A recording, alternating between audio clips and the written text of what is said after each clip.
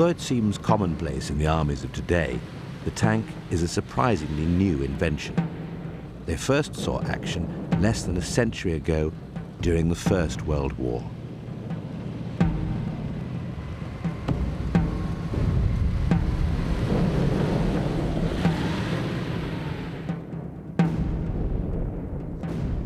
But it was in the maelstrom of World War II that this devastating invention was to find its destiny as the biggest tank battles of history raged. Tanks came of age in the Second World War. They also developed quicker and changed more in a short 6-year period than at any time before or since. The catalyst was the demands of a technological war. Like Darwin's theory of evolution gone mad, World War II accelerated the pace of design. Fast responses to a constantly changing situation were urgently needed, and new designs had to be engineered, tested, and built in an incredibly short time scale. The average car takes 10 years to design, develop, and manufacture. In World War II, new designs were being produced in as many months.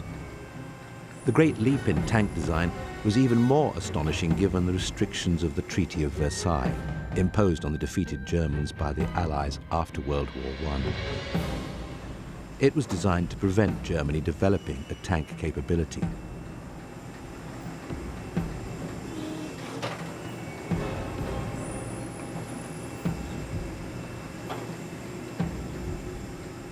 In 1936, only 3 years before the outbreak of World War II, Germany was heavily reliant on the small and ineffective Panzer I. It was little bigger than a modern family saloon car. But in 1939, 1,200 were in frontline service, and they formed the bulk of Germany's tank forces. The Panzer I is really hardly worth considering as a fighting tank. It was designed originally for training. It just had a couple of machine guns in its turret. And apart from reconnaissance, you wouldn't dare send it out against other tanks. The majority of them were therefore converted to the sort of command tank role. And the purpose of a command tank is really just to provide transport for a battalion commander in the field. In other words, he can go out with his troops in their tanks, he can keep contact with them on the radio, but he's in a vehicle that will match theirs across country and gives him roughly the same sort of protection. The thing's fitted with a machine gun if he really gets into a sticky situation, but he's not meant to be fighting. He's meant to be keeping an eye on the situation and an ear and commanding his troops in action. In the space of 3 short years, German tank technology would progress from the lightweight and inefficient Panzer I to the mighty Panzer VI, the Tiger, the most complete fighting vehicle of the war. As an example of evolution, the transformation from the Panzer I to this made the animal kingdom look positively static. Adolf Hitler was the man who provided the impetus to develop the tanks of Germany's Wehrmacht. Hitler was a gambler, and he gambled upon bluffing his enemies into believing his tank forces were far stronger than they actually were. When Hitler precipitated the Second World War with his invasion of Poland in 1939, his tank forces were questionable at best, but the gamble succeeded by the application of a new tactical doctrine, Blitzkrieg, championed by General Heinz Guderian. Against Poland, the German command discovered a number of things which were very important. A, they didn't have the right kind of tanks. Mark 1s and Mark 2s were undergunned, and the second thing they discovered was you can let the tanks run as fast as you like, but it runs out of fuel, and also tanks need maintenance.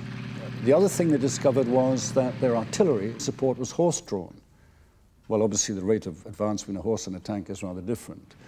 The other thing they discovered was that their motorized division was really much, much too cumbersome. So the Germans learned a great deal from Poland. And the final lesson they learned was this: do not use tanks in a city. At the end of the 19th century, when he proposed his theory of evolution, Charles Darwin noted that there were many branches which led to unsuccessful species and hence to extinction.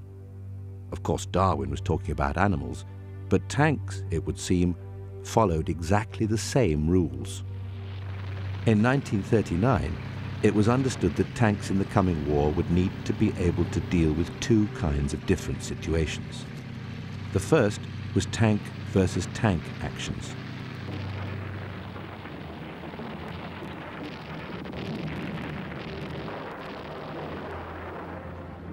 Tanks are designed to survive explosions, even very close or directly upon the vehicle. Faced with the armor of a tank, explosive power alone is of little value. To destroy a tank, it is necessary to fire a shell fast enough to penetrate the hull and kill the men inside. Provided the target was close enough, the armor of most tanks of 1939 and 1940 vintage could be penetrated by relatively small caliber anti-tank weapons, such as the 50mm gun which equipped these Panzer IIIs. But armor-piercing weapons were only useful in combat against other tanks.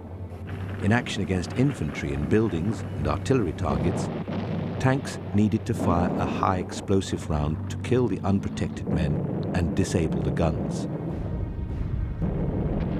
The velocity, the speed of the shell, was relatively unimportant, but the bigger the shell, the bigger the explosion, so large caliber guns were preferable. In this rare piece of footage, we can see how slowly high explosive shells actually traveled. In slow motion, we can clearly see the shell leaving this German self-propelled gun as it flies towards its target. The explosion is no less impressive for the slow speed of the projectile. To achieve this destructive power and a tank-killing capability, a balanced tank force needed a mix of both anti-tank and high-explosive capability. In the opposing armies of 1939, two different solutions were found.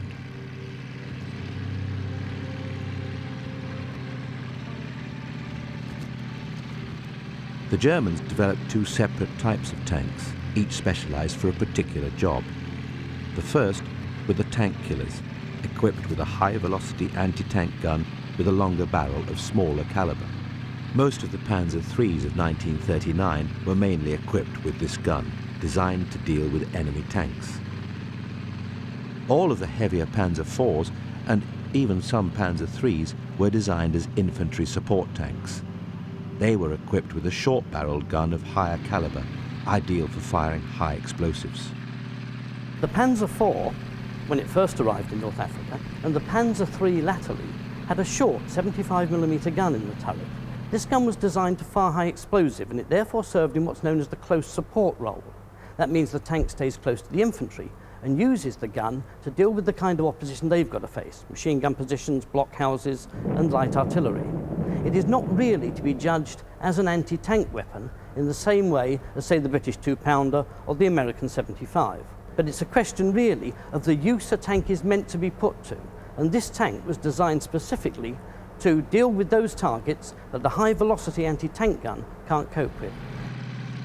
In contrast to the Germans, who had two types of tanks, one solution tried by the armies of both France, America, and Russia was to house two types of gun in the same tank. This produced the massive multi-turreted tanks, like the Char B and the Lee Grant tank. The dual turret idea was a failure, an evolutionary blind alley which was cruelly exposed on the battlefield. The two turrets made the tank difficult to operate. It was impossible to coordinate the guns, and the sheer size of the machines presented a huge target that was difficult to miss. With the figure of her commander perched some 15 feet above the ground, it is easy to see why this Lee Grant could not be successfully hidden on the battlefield. The main gun on the General Grant is a 75mm weapon, which not only fires solid armor-piercing shot, but can also fire high explosive rounds, and this was the answer to Rommel's tactics of mixing tanks and anti-tank guns. You've got solid shot for dealing with the enemy tanks, and you can fire high explosive rounds and lob them near to the enemy anti-tank gun, which will disable the crew or put them off their stroke for a while. The disadvantage on this particular tank design is that the main gun is down here in the hull. You can see there's a conventional anti-tank gun in it, but this is the gun that does the business, and having it low down in the hull is a handicap. It is quite clear from the height of this tank and the position of this gun that there'll be a lot of tanks sticking up in the air when it's trying to hide behind a ridge and shell an enemy position. Compare the large and ungainly Grant with the sleek form of this late-war German tank killer, and the advantages soon become apparent. A low silhouette which presented a squat target was difficult to hit, and sloping armour deflected shots away from the vehicle. As the war progressed, the same course was ultimately adopted by all sides, which was to combine both an anti-tank capability and an infantry support role in one vehicle by mounting the largest possible high-velocity gun. The larger caliber effectively gave it a good high-explosive firing capability, as well as a deadly killing power against other tanks. In the Polish campaign of September 1939, the German generals would have loved to have such excellent tanks. Nonetheless, they were still able to provide a quick and complete victory for Hitler, despite extreme reservations about the suitability of the available tank designs and the limitation of the new tactics. Despite the concerns of the generals, Hitler had triumphed in Poland. Now his gambling instincts ran unchecked. Hitler turned his attentions to the invasion of France, and his generals grew nervous. They knew that this time there would surely be no repeat of the easy victory won in Poland. Hitler's combination of political brinkmanship and calculated gambles had disguised the fact that the German army at this time could deploy only 2,000 tanks. The British and French could count on 4,500. Not only were their numbers inferior, but many of the tanks deployed by the Germans were of limited fighting value. As we have seen, one of the main offenders in this respect was the tiny Panzer I light tank. Seen here in Bovington, this machine still bears the evidence of the shells fired through the hull which disabled it. The ease with which the thin armour of the Panzer I could be penetrated had been cruelly exposed in Poland, but some 520 machines still had to be engaged for the coming invasion of France. There was simply no alternative. Of far greater military value was the Panzer IV, then one of the best tanks in the world. But in 1940, only 200 of these machines were available, which meant that the best and most heavily armoured tank available to the Wehrmacht accounted for less than 10% of the tank force. It was an oversight which could potentially have been disastrous, as throughout its long career, the Panzer IV was to prove a remarkably versatile design. There are those who say that if the Germans had stuck to the Panzer IV and built large numbers of them, they'd done a lot better than messing about with tanks like the Tigers and Panthers. The reason is that this was a superb all-round design. It was in service when the war broke out. It was still an effective frontline tank at the end. And the reason is that the Germans built expandability into the design. Its armour thickness increases 2 or 3 times over the wartime period, and that does not affect the tank's performance at all, although it's getting heavier. And the gun, although it doesn't increase in calibre, certainly increases in size from a short-barreled 75 to this long 75, which enabled it to keep pace with developments on the other side. Discover the past with exclusive military history documentaries and ad-free podcasts presented by world-renowned historians, all on History Hit. Watch them on your smart TV or on the go with your mobile device. Download the app now to watch everything, from the gripping story of the Band of Brothers to Operation Barbarossa and D-Day. Immerse yourself in the dramatic stories of this remarkable era by signing up via the link in the description. Taken together with the Mark III and IV, the German tank force on the eve of the decisive battle in France deployed 500 Panzer Is, 1,000 Panzer IIs, 350 Panzer IIIs, 200 Panzer IVs, and 400 of the Czech-manufactured Panzer 38Ts. This very high proportion of light tanks would have proved hopelessly inadequate later in the war, but in 1940, evolutionary forces had not yet begun to work, and the light tanks were still capable of doing the job, but only just. But as the history books testify, Hitler was to triumph as completely in France as he had done in Poland. He did so for two reasons. Firstly, there were the poor French and British tank tactics. Although some pioneering work had been done in Britain, it was the Germans who had developed blitzkrieg to its fullest extent with the help of their future adversary, the Russians. As the Germans began to be very well aware, it was the Red Army under Tukhachevsky, under Chalebsky and others who were developing the theory of what is called deep battle. In other words, operations for deep penetration using a combination of tank troops and airborne troops and, if you like, motorized infantry. It was, in many respects, the practical experience which the Germans acquired in Russia, which I would regard as being perhaps the most decisive and even more important. The Russians at the same time were working out very, very complex theoretical backgrounds to this. So there was a coincidence, if you like, of the German interest and commitment and Soviet practice. One other significant factor which led to the German victory in 1940 was that the superior French tanks were distributed in small contingents throughout the army. The German tanks, on the other hand, were concentrated together in the new Panzer divisions, superbly led by able commanders.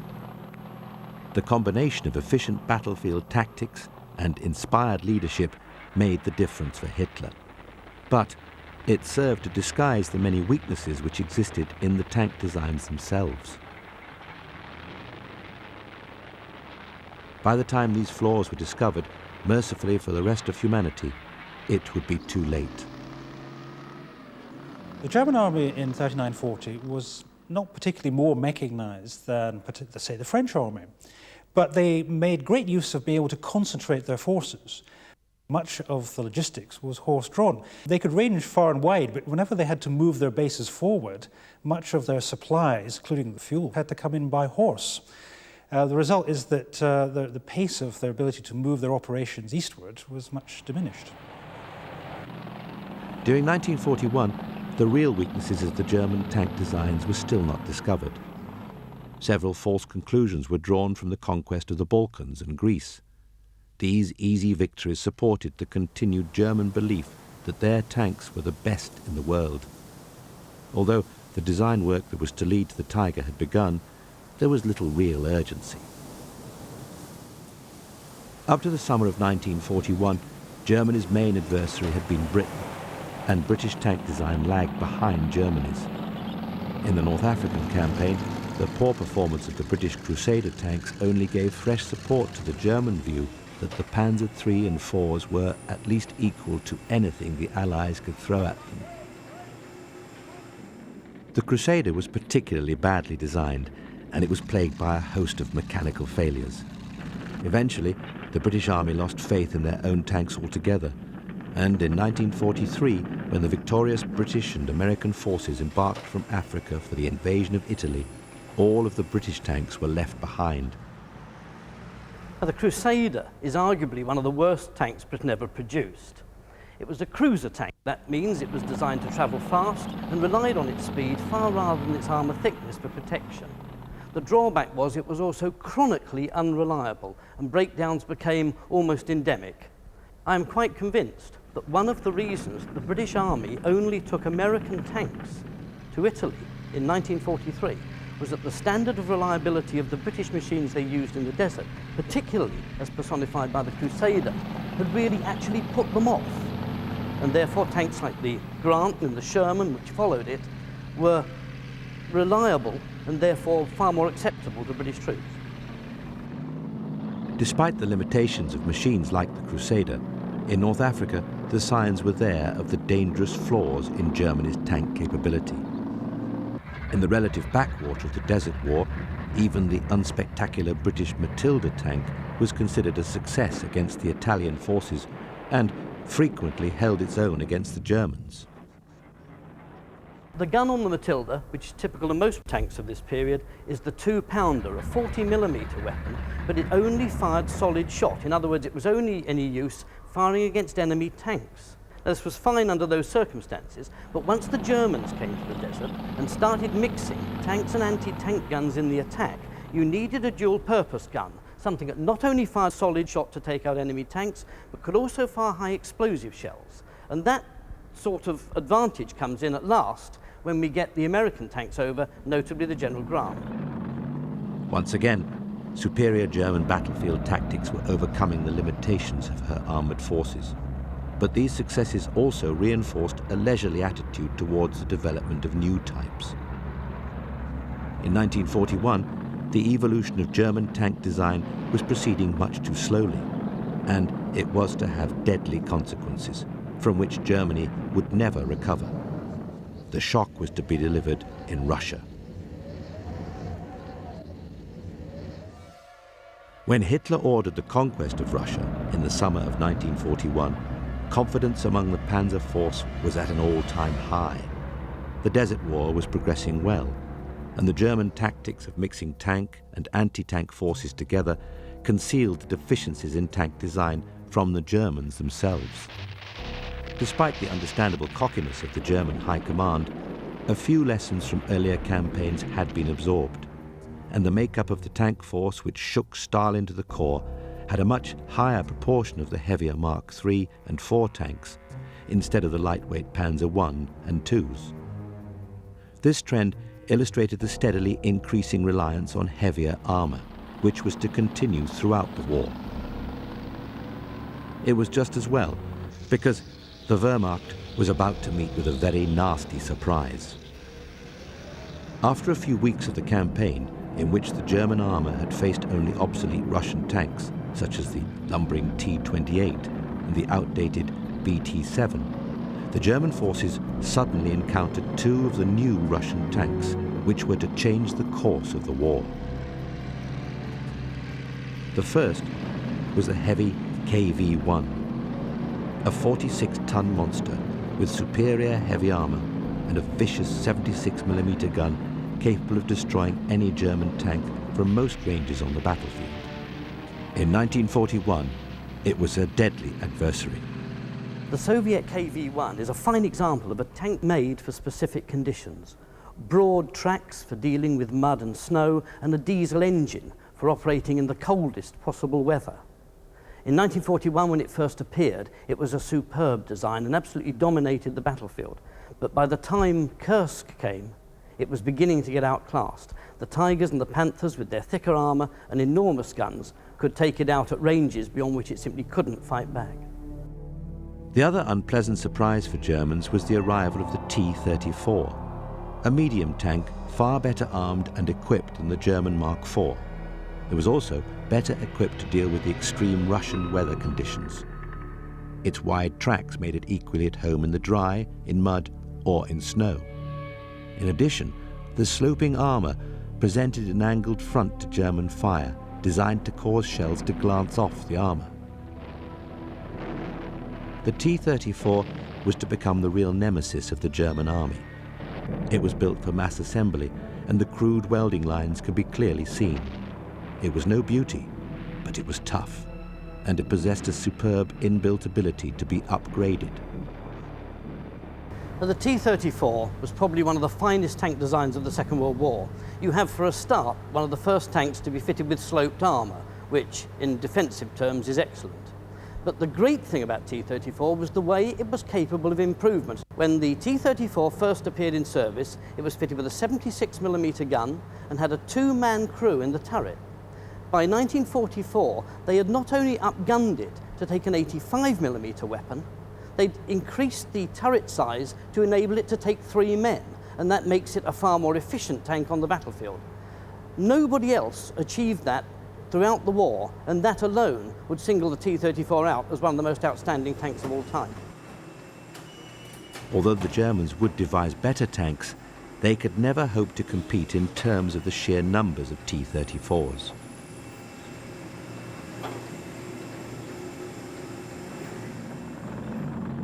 Now, the T-34 was the most prolific tank of the Second World War, and when you consider that the Soviets achieved that and moved their tank-producing facilities right across the country under German pressure, it really is remarkable.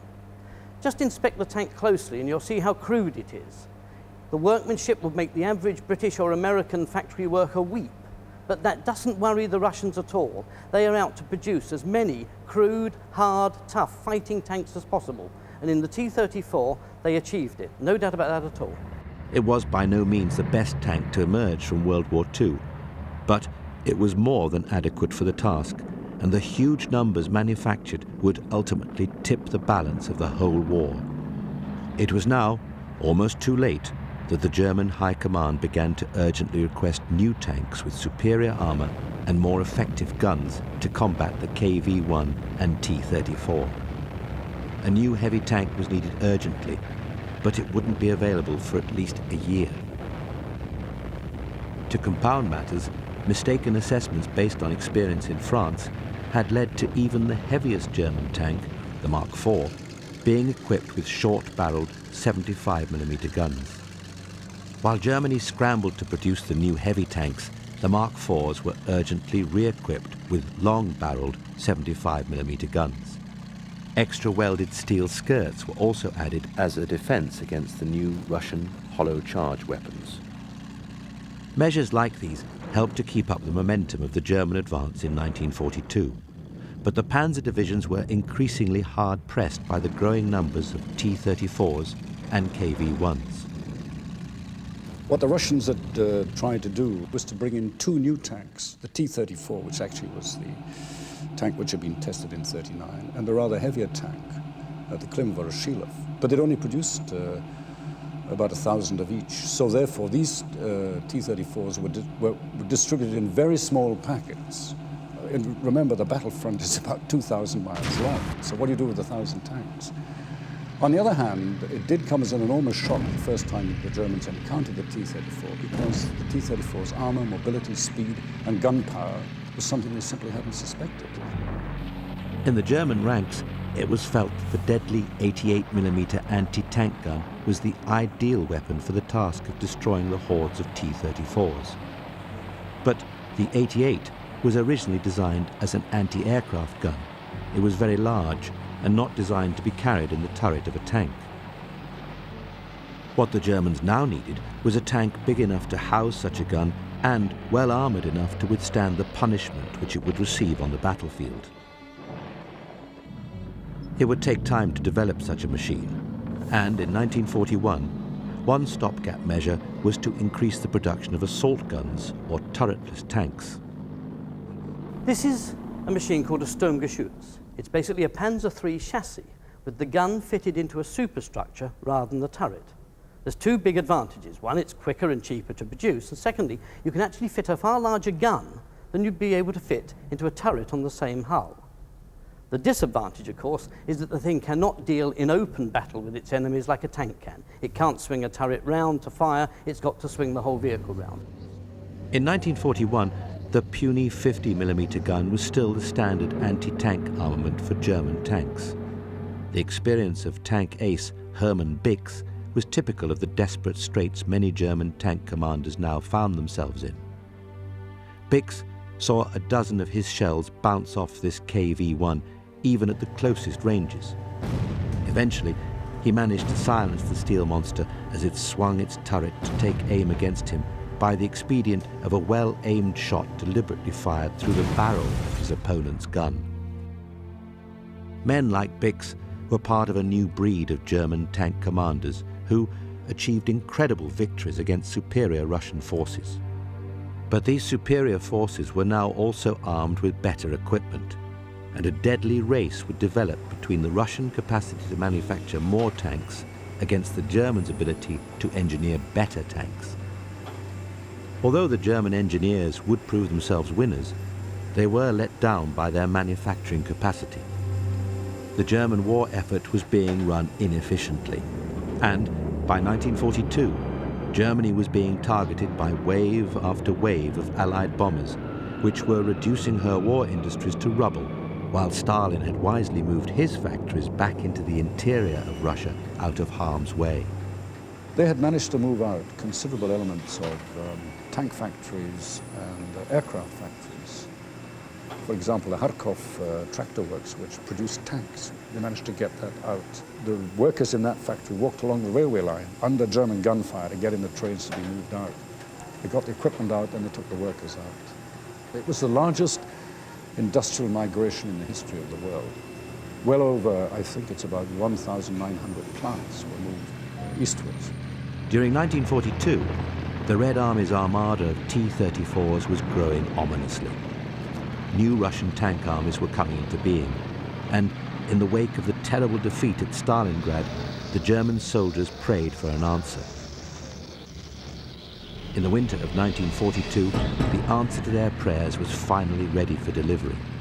It was the Panzerkampfwagen 6, the Tiger. Well, the Tiger 1 has got to be seen as a quantum leap in the progress of tank design. It appeared in 1942, and in one swoop, it doubled in armour thickness, doubled in weight, and doubled in gun power, the might of any tank on the battlefield. It was really a terrific leap forward in tank design. Of course, in doing this, the Germans paid a tremendous price. The tank is so heavy that it made it difficult to control. You've got an engine which really isn't 100% powerful enough for the kind of weight it was pushing about, and they had a lot of technical problems just keeping it on the battlefield. So for all their advances and their immense power, the Tiger was a terrific liability to its crew. The Tiger tank had been developed in 1940 and 1941, too late to benefit from all of the lessons from the Russian war. So it had the uncompromisingly flat armour at the front, which didn't deflect shots away from the vehicle. Sloping armour like the T-34 would have been preferable, but the Tiger was so very heavily armoured that even this problem was overcome. In fact, the Tiger was almost impervious to most Russian guns at all but the closest ranges, and it carried the deadly 88mm gun, then the best weapon on the battlefield. Inside his heavily armoured turret, the gunner of the Tiger lined his target up on the middle triangle of his gun sight as the motorised turret effortlessly swung the gun into position. The maker's manual proclaimed that the 88mm gun was 100% accurate at ranges of up to 1,000 metres. On the battlefield, the Tiger soon proved its deadly efficiency. But there were never enough machines to equip all of the Panzer divisions. So the Tigers were organised into special heavy tank battalions called Schwere Abteilungs, which could be rushed from place to place on the hard-pressed front wherever they were most desperately needed.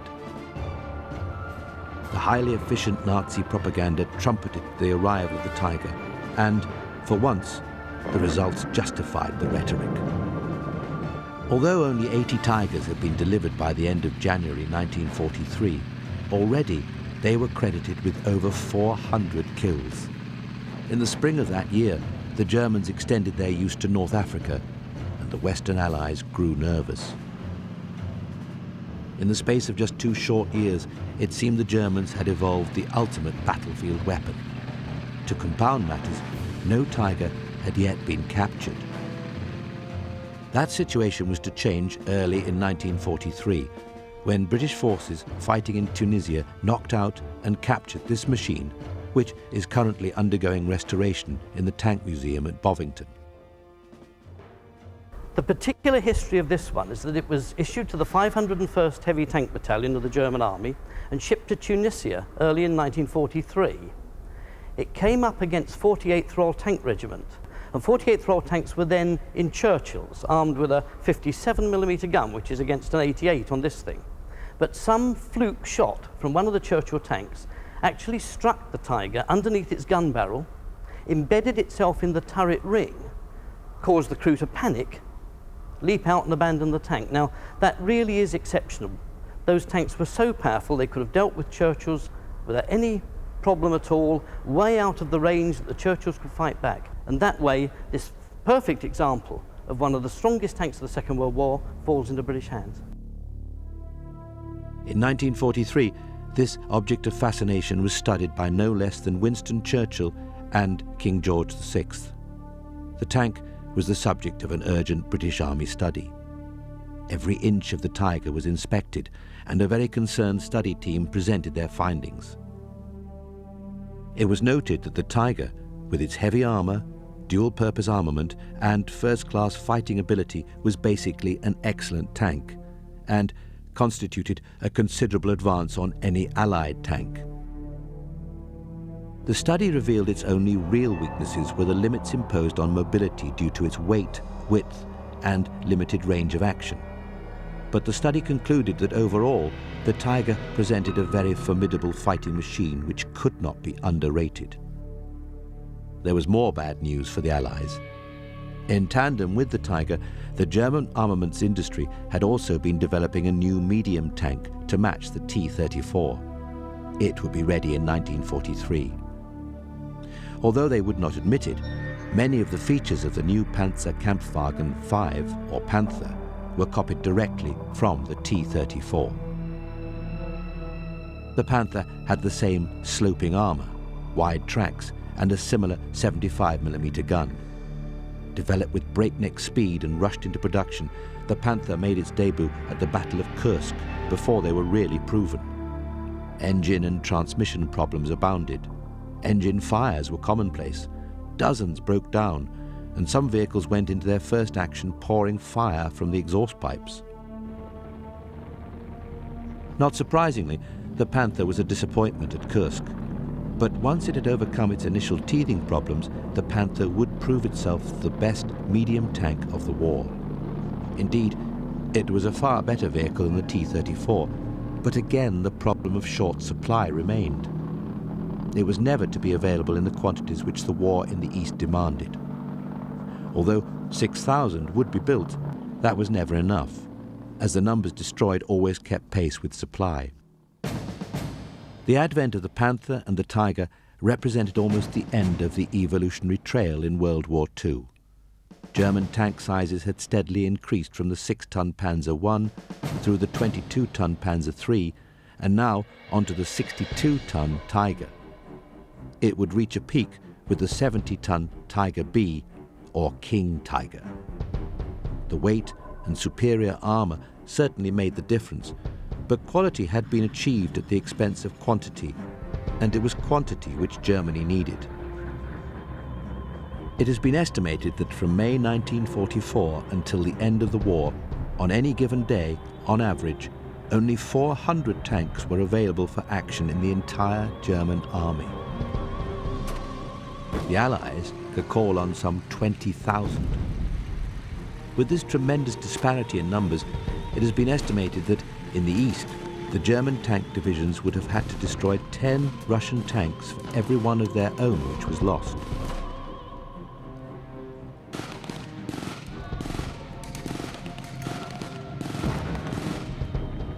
In fact, by the end of the war, it is estimated that 5 Russian tanks were destroyed for every German tank. But it was never enough to affect the huge numerical superiority enjoyed by the Allies. Even on the Western Front, 4 Allied tanks were being destroyed for every German machine lost. For the Western Allies, the solution was very much the same as the Russians. It was to abandon the search for radical advances, take a simple, workable design, and manufacture it in vast quantities. While the Russians had the T-34, the Allied option was the Sherman. This was the main battle tank of the Western Allies. It had numerous flaws, chief among them its very high profile, which made an easy target, but it was available in huge numbers. So many Shermans were manufactured that they were even shipped to the East to help the Russian war effort. The Russian response was politely muted, as the Sherman never matched the standards of the T-34. Even when it was upgraded to include a high-velocity 85mm weapon, the tank was really no match for the Tiger. As further proof of the Sherman's weakness, it is interesting to note that only a small proportion of German tanks were actually destroyed by the Sherman. The vast majority either fell victim to Allied fighter bombers or had to be abandoned and destroyed by their crews when they experienced mechanical difficulties, or, more frequently, ran out of fuel. From 1944, the Allied bombing campaigns were really beginning to bite. and the shortage of fuel and spare parts was killing the panzer formations as effectively as the Allied armies. One thing the panzer divisions did have on their side was experience, and before they were swept away, the small groups of Tigers performed heroically. One man will always be associated with the Tiger. He was Michael Wittmann of the 1st SS Panzer Division. Wittmann was responsible for a huge number of Allied tank kills. By June 1944, Wittmann and his Tiger had been responsible for more than 130 Russian tanks when he was transferred to the Western Front. Despite the skills of men like these, the Tigers were still being destroyed as fast as they were being delivered, and Wittmann himself fell in action in August 1944, his machine totally destroyed. Such losses were simply unsustainable. In 1944, despite the pressures of the Allied bombing raids, some 20,000 German armoured fighting vehicles were manufactured. But battlefield losses were running at some 23,000 machines. So the number of German tanks available in 1944 at the front line actually fell. During 1944, on average, there were never more than 70 Tigers available for action at any given time on the whole of the Russian front. The remaining machines were under short or long-term repair. It was this tiny force which forged a legend. On the Western Front, the Allies by now enjoyed total air supremacy, and the Allied Air Force was able to rove at will, destroying German aircraft on the ground. The high rate of attrition on their armoured force caused the Germans to cast around desperately for a solution. One successful expedient was to dispose with the turret of the new Panther tanks to produce turretless vehicles with less flexibility, but with heavier firepower. They were also easier and quicker to manufacture. 3 could be made for every 2 tanks. These tank killers were known by the German name Jagdpanther. By this stage of the war, German armour was fighting almost exclusively defensive battles, for which the Jagdpanthers were perfectly suited. They could lie in wait, firing from fixed positions. The Jagdpanther, shown here, is from the Imperial War Museum. It has had the side removed to permit the public to view the inside, but the sense of military efficiency still remains. It too bears the scars of the armour-piercing shells which disabled it in 1945. As with the turretless tanks, there was also a steady increase in size and armament in the tank hunters, which evolved from the simple Marder 1, based on the Panzer 1, to the ultimate tank killing machine, the Jagd Tiger, based on the upgraded Tiger II. Massive armour and a superb high-caliber gun made these machines deadly, but once again, the design and engineering effort took valuable resources away from producing simpler designs in the volume the Germans needed. The last Panzer to see active service was the Moving Fortress, which was the upgraded Tiger B, or King Tiger. It carried the huge 88mm high-velocity gun, which was deadly at almost any range on the battlefield. But only 470 of these machines were ever manufactured, never enough to seriously affect the tidal wave of armour now encroaching Germany on every side. But the Tiger and Tiger B still made a large impact in the closing months of the war. Now, the Tiger II is a remarkable tank by any standards. A bigger and more powerful gun than the Tiger I, and the armour is thicker and sloped, giving it a tremendous advantage. And when you think this tank came into service in 1944, it really looks almost good enough to use today. It's a considerable tribute to the German designers. The trouble is, it's getting near the limit of weight that the engine and transmission can stand, and of course, producing a tank like this under wartime conditions is a tremendous strain, especially when the industry is being heavily bombed. Therefore, although you could say that in terms of gunpowder and armour, it way outclasses tanks such as the T-34, it was never available in enough numbers, and it certainly wasn't easy to ship around the country in a hurry to get to trouble spots, and in that sense has to be regarded as a failure in terms of tank design.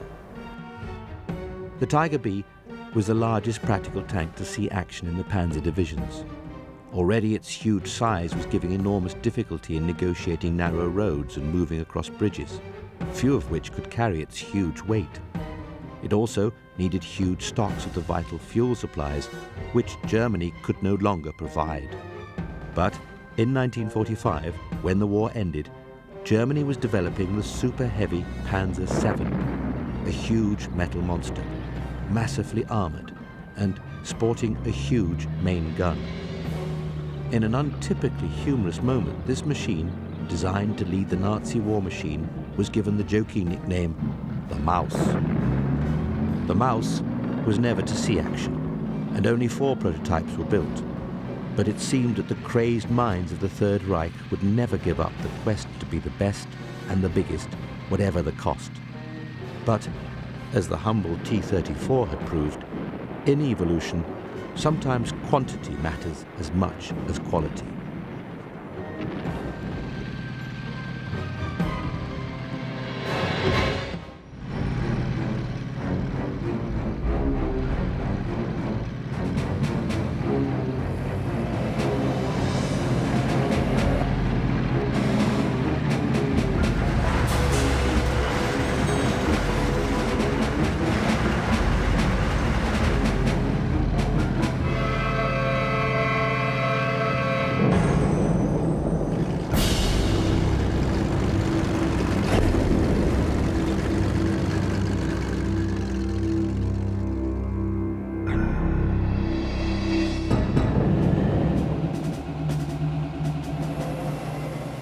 The enduring images of the Panzer formations of World War II are the famous battle tanks, the legendary Panthers and Tigers, which have become synonymous with the Wehrmacht.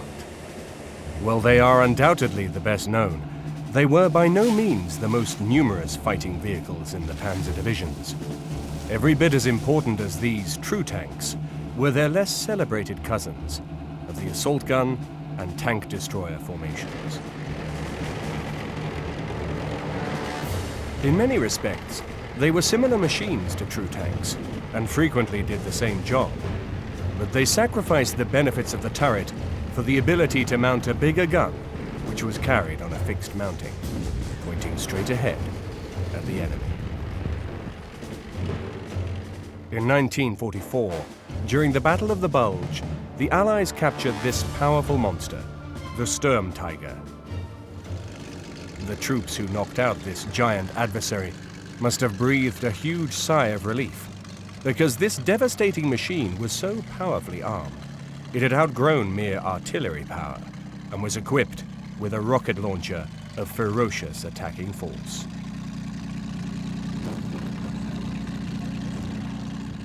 It was designed to attack even the strongest fortification. Due to the range limitations of its rocket launcher, the Sturmtiger had to get very close to its target to fire its payload. But it was so heavily armored that it was nearly impervious to any anti-tank gun on the battlefield. The Sturmtiger's role was to rumble right up to infantry bunkers or strongpoints and fire the rocket at almost point-blank range. Obviously, the chances of survival for its target were slim indeed. The enormous rockets it carried were so heavy, the vehicle needed its own crane to be able to load the shells. Once loaded, the inside of the tank was so cramped, it carried enough rounds for only 13 shots. But when it did fire, the results were devastating. The Sturmtiger was the last in a line of turretless tanks, which the German army had produced in increasing quantities since the outbreak of World War II. But this highly specialized vehicle was produced so late in the war that only 19 were manufactured before Germany finally surrendered. The idea was to fire an enormous shell with a sort of plunging round that would come whistling down out of heaven and whop whatever was underneath it good and hard. But really, a thing like that is a very specialist weapon and was probably, again, like many of the German developments of this time, more trouble than it was actually worth. The number of Sturmtigers may have been very limited, But other turretless tanks were used in huge numbers by the Germans. Like all successful inventions, they had been adapted and improved over the 9 years since their introduction. In that time, their numbers had grown, so that by 1945, they were among the most numerous fighting vehicles in the German army, and with good reason. Many German crews didn't like some of their own vehicles, which were too heavy, too slow, difficult to handle, had bad accommodation problems, had too low ammunition storages. You can have lists and lists of this kind of thing. It's almost a Darwinian process, you know, the survival of the fittest, as it were, the survival of the most suitable for the battlefield, the survival of that equipment which is workable and handleable and can be profitably and successfully used by the crews. Unfortunately, the first attempts to produce a specialist tank hunter favored the simple expedient of mounting a 4.7 centimeter anti-tank gun on the chassis of the tiny Panzer I. It was a failure. Although the 4.7 was more effective than the puny 3.7, which originally equipped the Panzer III, it was still feeble compared to the 75mm gun of a Russian T-34. In addition, the open fighting compartment gave only limited protection to the crew. Another problem was the instability of the top-heavy assembly. Frequently, these tank hunters simply toppled over.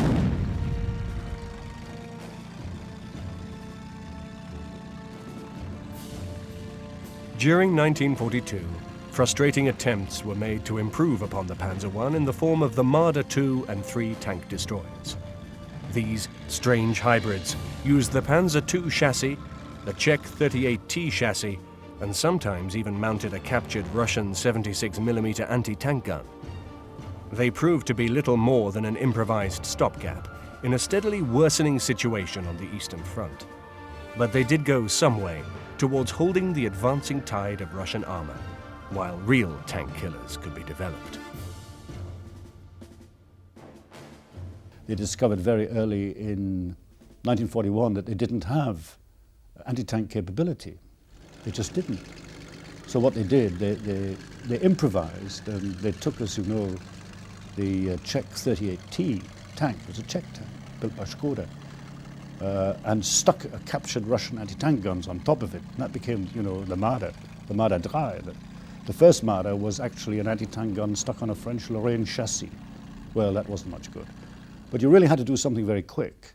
And the strange thing is that that whole series of German vehicles produced on the chassis of the Czech 38T and the 38D became really very successful.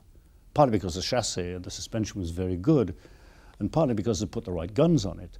And so when you've got machines like that, which in fact perform very well, whatever their hybrid origins, if they work in the field, that's fine.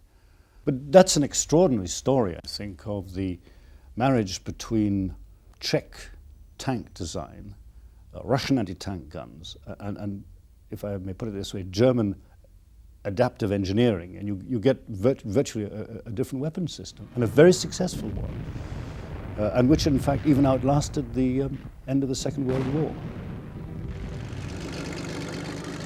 The first two specialized tank hunting machines proved to be almost as disappointing as the Marders. The massive Elephant looked good on paper. It was based on the 80 Porsche chassis, which had been built for a proposed rival to the Tiger.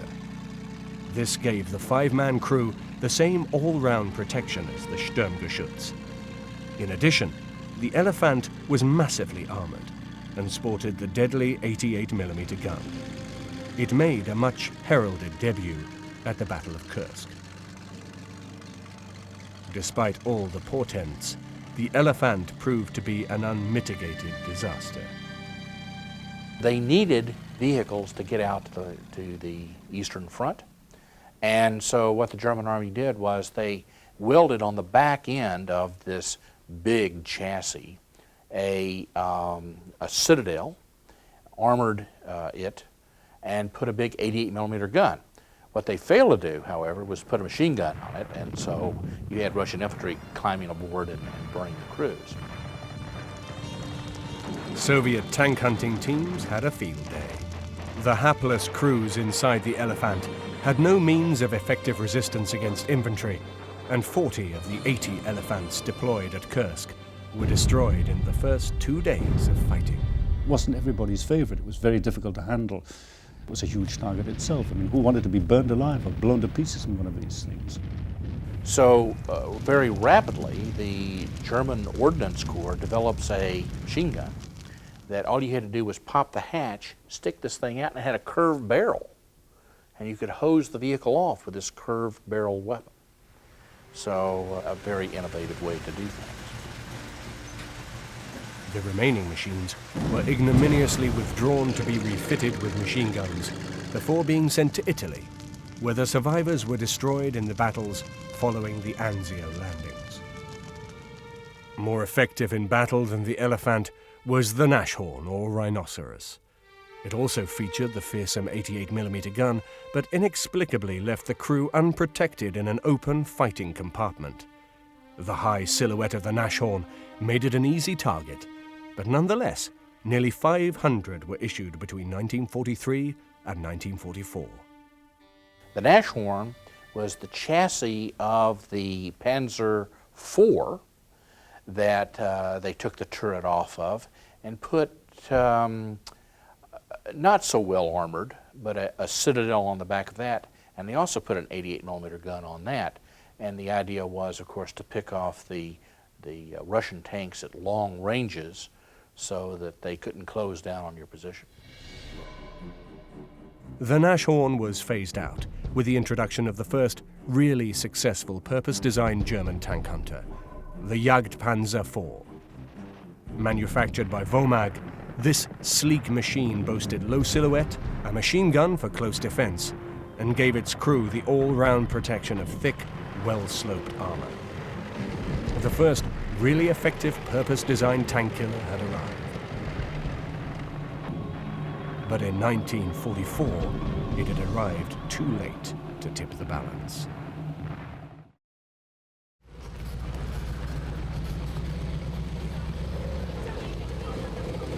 It's the Jagdpanzer IV Long. Carries the L70 gun the same as the Panther, 75mm. This is a early 44 model. It was abandoned late 44, captured by the Allies, brought back to this country for test and evaluation. It's stayed here ever since. It had a 5-man crew, very cramped, very noisy, very dirty.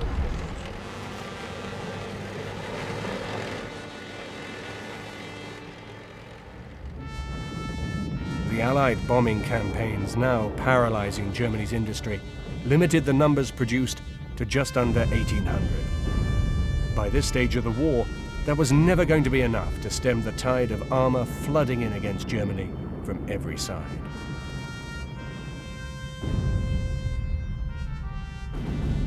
To complement the Panzerjäger IV in these last-ditch battles, the Czech manufacturers Praga finally managed to produce a first-class tank destroyer. This was the Hetzer. Much smaller than the Panzerjäger IV, it nonetheless packed a highly effective 76mm gun. Coupled with very good sloping armor, excellent mobility and a very low silhouette, this small vehicle, which resembled a miniature Panzerjäger, was deceptively powerful and was much loved by its crews. Fortunately for the hard-pressed Germans, the Czech tank works were reasonably efficient manufacturers, and some 2,500 machines reached the hard-pressed front lines.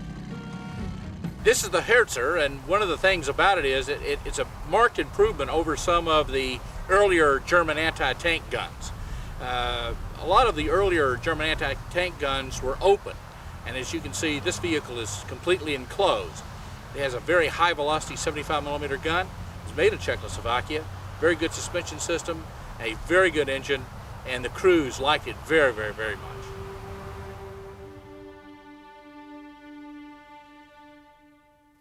These knocked-out Hetzers from the archives of the Tank Museum at Bovington show just how common they were in the Normandy battles.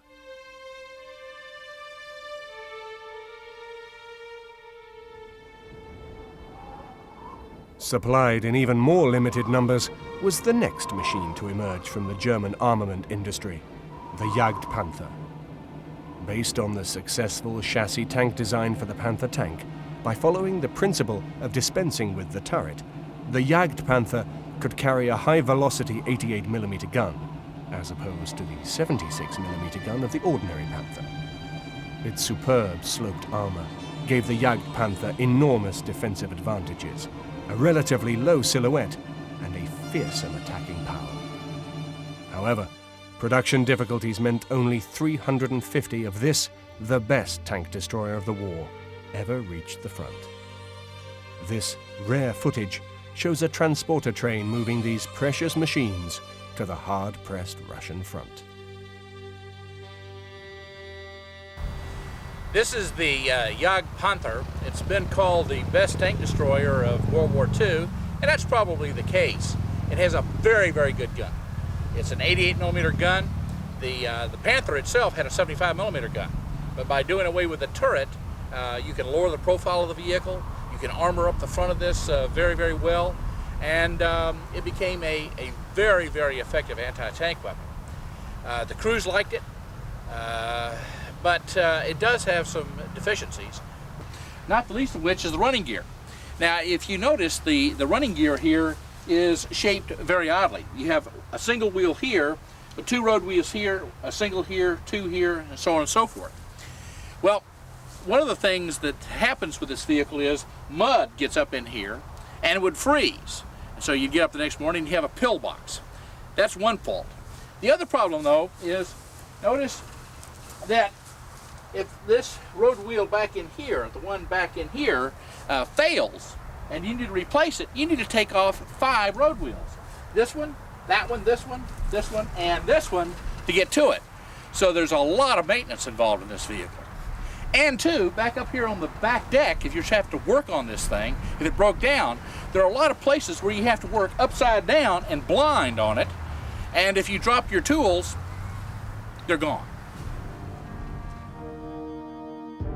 In even shorter supply than the Jagd Panther was the cumbersome Jagd Tiger, a veritable fortress on tracks. In keeping with the German practice of mounting larger guns into turretless tanks, the Jagd Tiger mounted a massive high-velocity 128mm gun, which was so powerful it could destroy any Allied tank on the battlefield at almost any range. Fortunately for the Allies, only 48 were produced, and these so late in the war that even their massive firepower could not hope to thwart the inevitable tide of defeat.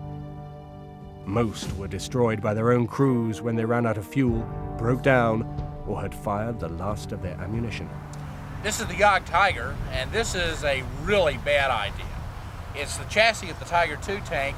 It has a 128mm gun in it. It's the largest anti-tank gun mounted on a chassis in World War II. But the vehicle is just huge. Combat loaded weight of about 85 tons. So no bridge could support it in Europe. There's a major river, every 50 miles in Europe, so no bridge could take it. You had to raft it across rivers. And two, it gets about 8 gallons to the mile. This when the German army had very little fuel. When you fill this thing up with a fuel browser, you're looking around for another one right away. These are the fuel tracks. And when this thing moved by railroad track, you had to put on smaller tracks so the 2 trains could pass each other on parallel tracks. So the crews did not like this vehicle. It was sort of meat on the table for rocket-firing Typhoon and P-51 aircraft.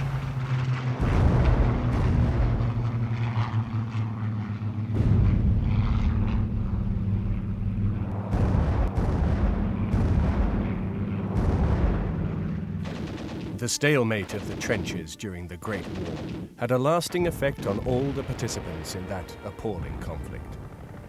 Germany had suffered more than any other nation from the grim years of the Great War, but it was the British who had found the potential means to unlock the stalemate. The introduction of the tank in 1916 could well have revolutionized the course of the Great War and broken the deadlock. But the potential of this new innovation was stifled by a lack of strategic vision in the British High Command, and the possibility of an early return to open warfare was thrown away by poor British tactics. By 1917, the first British tanks had fallen into German hands, and these captured British machines were soon copied and adapted to produce the first German machines. This is an A7V Sturmpanzerwagen, the first German tank to go into battle. It was knocked out by the British in 1918. These early tanks were produced too late to make an impact in the First World War, but the lessons were not forgotten by the German military men.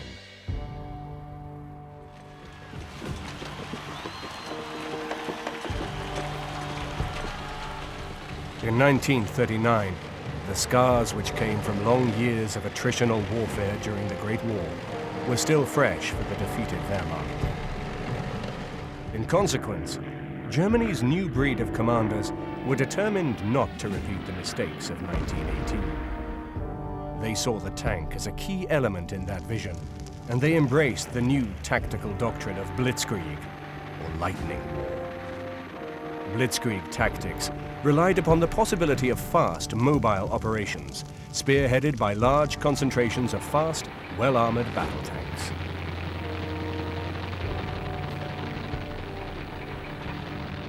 Under blitzkrieg tactics, all of the tanks of the army were concentrated into the fast-moving panzer divisions, which would thrust deep into the rear positions of an enemy force, spreading panic and confusion as they advanced from the narrow point of penetration. The shock of the advance required a high level of artillery support at the point of attack, and also harnessed the extra power of air interdiction.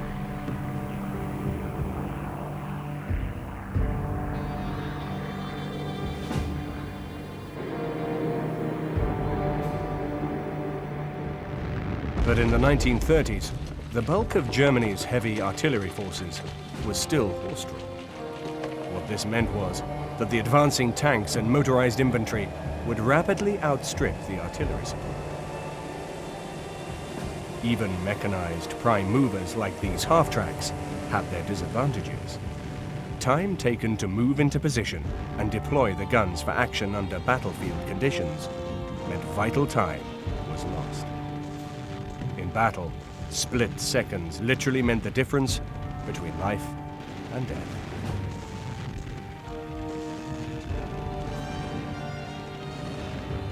The blitzkrieg depended on several elements working in conjunction with each other. One was air support given by the Luftwaffe in the form of things like dive bombers, the Ju-87. And the other thing was artillery support. But one of the things about artillery in the German army during the blitzkrieg era was that that was mainly direct fire artillery, that they were going after point targets because the Air Force was taking out also point targets. So they didn't have the communications equipment down on the lower levels to bring in massive amounts of artillery. In fact, the Germans never do develop that during World War II, nor do any other armies except for the American Army. If artillery was to play a real role in the new mobile warfare, it needed to be able to operate as close to the battle zone as possible. But the closer artillery pieces got to the action, the more vulnerable the gunners were to enemy fire. What was needed was an assault gun, a mobile artillery piece which could keep pace with the mechanized infantry, afford the gunners a measure of protection, and provide support on the battlefield at short notice, where it really mattered, in the very front line. A fully armored and fully tracked mobile gun platform therefore had great appeal from the point of view of both mobility and crew protection. It also provided a means of providing close artillery support fire right in the very front line. Orders were dispatched for prototype vehicles. The successful prototype was produced in 1936 by the Olcott Company. The final vehicle was actually constructed from two separate elements, and it mounted a heavy 75mm gun on a Panzer III tank chassis. The 75mm was a heavier weapon than could normally be carried on a Panzer III, but the extra space for the heavier gun was achieved by dispensing with the turret and setting the gun on a fixed mount with a limited traverse. The Sturmgeschütz was born. These are vehicles called Stug. They're the chassis of the Panzerkampfwagen Mark III. And when the Germans realized that the Panzer III was obsolete on the battlefield, they took the turrets off and installed these weapons on the chassis. The one here in the foreground has a 105mm gun and is mobile artillery in effect. And the one in the background has a 75mm gun and is an anti-tank weapon. Both of them were very effective vehicles on the battlefield. Naturally, the grenadiers fighting in the front lines welcomed this development with open arms. Here was an artillery piece which could fight with the infantry at the crucial point of the battlefield and move at their pace.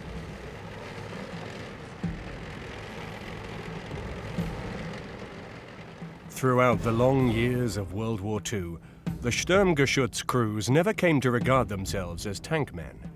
They wore different uniforms and still considered themselves to be artillerymen who happened to man mobile assault guns. But they were still gunners at heart. Who commands them? The tank crews, the tank chaps said, there are guns. And the artillery said, no, there are guns. And I think, and I rather know, that each side in each army, each one had their favourites, as it were. But it depended what the tactical task was. The Wehrmacht had to discover the relationship between their self-propelled anti-tank artillery, their armour, and then specialised self-propelled artillery doing various kinds of jobs. From the gunners' point of view, they quickly grew to love the Sturmgeschütz. After all, they were now protected against direct infantry fire and felt themselves impervious to anything but direct artillery fire. The powerful 75mm gun meant they packed a real punch in the attack. The Sturmgeschütz had a crew of 4: the commander, driver, loader, and gunner. It soon became the proud boast of the Sturmgeschütz crews that their men were all volunteers, always ready to answer the infantryman's call to bring up the guns.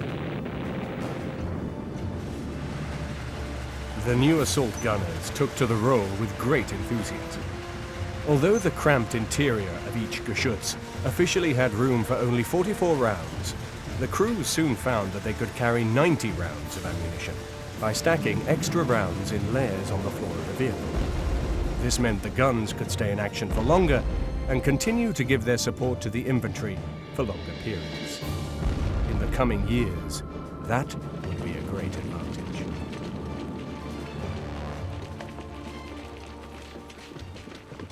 One of the things about the German army in World War II is that they're elastic in their tactics and they're elastic in their doctrine as to how they do things. For instance, in the Stug, I forget how many rounds the thing carries right now, but they would stick as many rounds as they could get into the thing, and they would be awash in rounds inside that vehicle. And the vehicle is not very roomy to start with, but they found very, very innovative ways to stick rounds into the vehicle. Despite the early signs of promise, these first machines were produced in small numbers, and only 30 Geschützes were available for the French campaign of 1940. But they acquitted themselves well in their first actions. Orders were immediately given for the production of a further 500 machines. These machines equipped the first Sturmgeschütz batteries which served in the Blitzkrieg campaigns through the Balkans and into Russia. It's not going to fight like a tank in the normal sense. It's not going to get into direct assault action. It's going to support the tank by bringing in wider natures of firepower, more high explosive and that kind of thing. The great advantage of a self-propelled gun is that you can get a larger gun onto a given chassis than you could if it was in a turret. And you do that, as in the case of the machine behind me, by putting a 75mm gun into a fixed superstructure on the tank, where in a gun tank you'd probably get no more than a 50mm gun onto the same chassis. Initially, Sturmgeschützes were organized into independent battalions.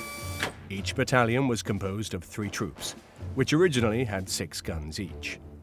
The commander of the battalion also had his own vehicle. In later years, the number of vehicles in each troop was reduced to 2, 3, or 4, depending on the was raised to 10, and the battalions were renamed as brigades, which in theory fielded 31 Sturmgeschütz. In practice, these ideals were hardly ever achieved, and then only highly favored formations received the full complement.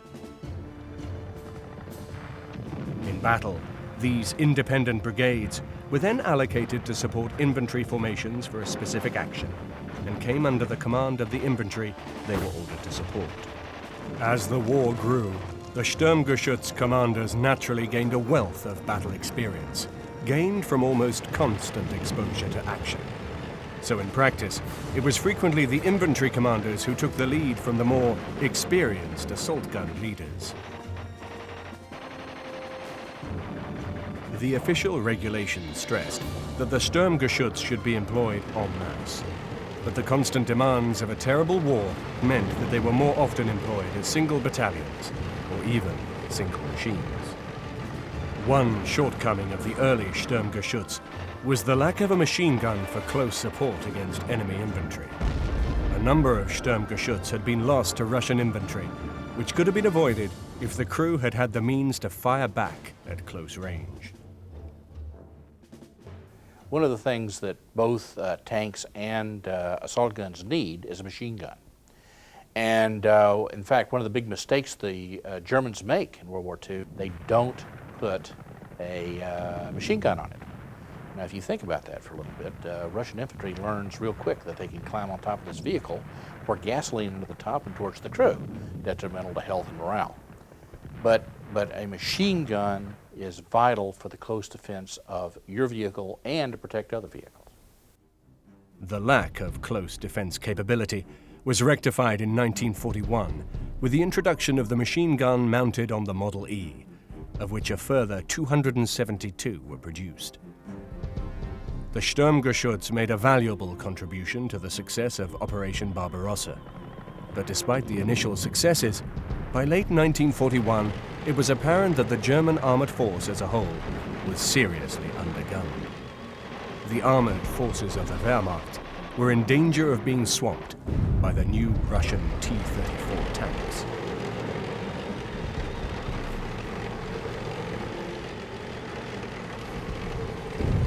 The waves of Russian tanks armed with the high-velocity 76mm gun were far more deadly at longer ranges than the 50mm gun, which equipped most of the Panzer IIIs, which was then Germany's main battle tank. The short 75mm gun of the Sturmgeschütz was really designed to fire low-velocity, high-explosive shells in support of infantry formations.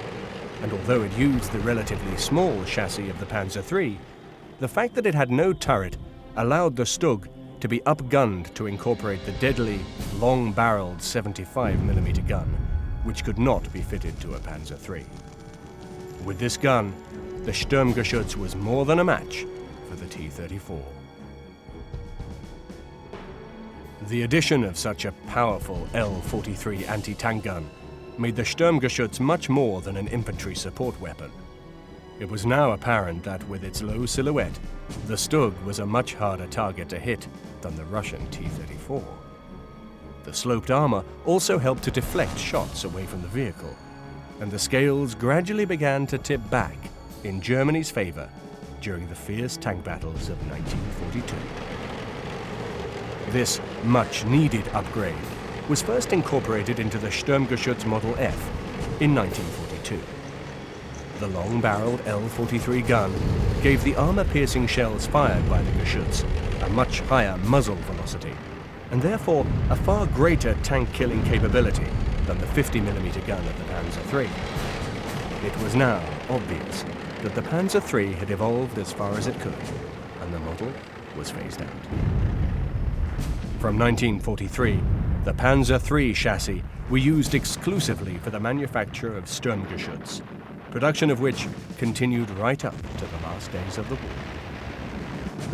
The pressure of battle on the Eastern Front meant that almost by accident, the German forces had evolved a very successful example of a new breed of fighting vehicles, which were to emerge in World War II, the Panzerjäger, or tank hunters.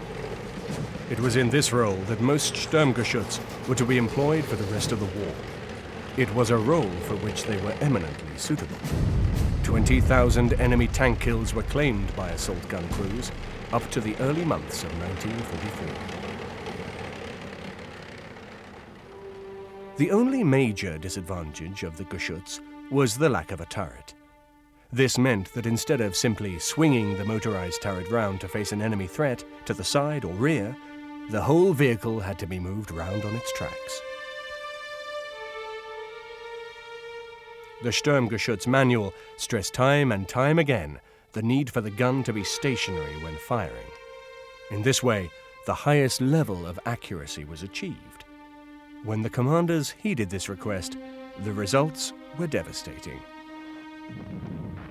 In a mobile battle where every second counts, the lack of a turret was a very real disadvantage. But Sturmgeschütz crews learned to adopt defensive tactics designed to lure Russian tanks into carefully constructed killing grounds. With an assault gun, such as, say, the Jagdpanther or a Sturmgeschütz, one of the problems with it is that it has no turret, and the gun is fixed into the hull. Now, they have a certain amount of deflection that you can get with that gun, but not a lot. Now, if you're fighting a defensive fight, that's not altogether a bad thing, because you can lower the profile of the vehicle by not having a turret, and you can get into these defensive positions, and you can then, in effect, aim the vehicle down armored avenues of approach into your position. So while you're fighting a defensive fight, that's not altogether a bad thing. However, if you go over to the offensive, where you do not know where the enemy is going to pop up, the lack of a turret is a very, very serious drawback. The new tactics certainly worked, and in early 1943 there was another increase in gun power, with the introduction of the long 48 gun, which gave extra velocity and hence extra killing power.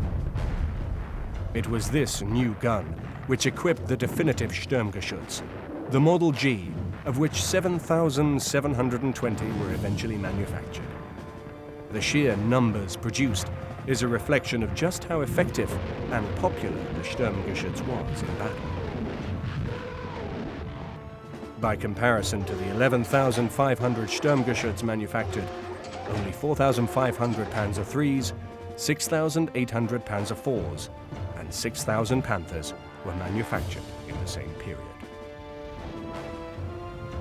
While the turreted tanks took on the role of the battlefield rovers, designed to forge ahead of the infantry in wide-ranging strategic advances, it was the Sturmgeschütz who accompanied the grenadiers during the dogged fighting on the ground. As the war dragged on, they became the infantry's rock in defense and his armored fist in attack.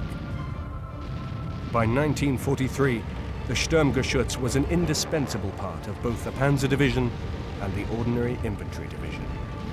The infantry soon came to know that as long as the Geschütz were in the line, things were in control. Extraordinary results were achieved by skilled crews in Russia, who sometimes accounted for dozens of Russian machines in a single action. In those actions, a major issue for the Sturmgeschütz commanders was the limited fuel and ammunition capacity of their cramped vehicles. This produced a constant need to leave the battlefield to refuel the vehicles and reload with ammunition. As the war progressed, the soldiers in the front line increasingly took strength from the presence of the Geschütz, so the tactical manual for their employment went to great lengths to stress the importance of the Sturmgeschütz commander in keeping his infantry commanders informed that his guns were leaving the line only to rearm and refuel.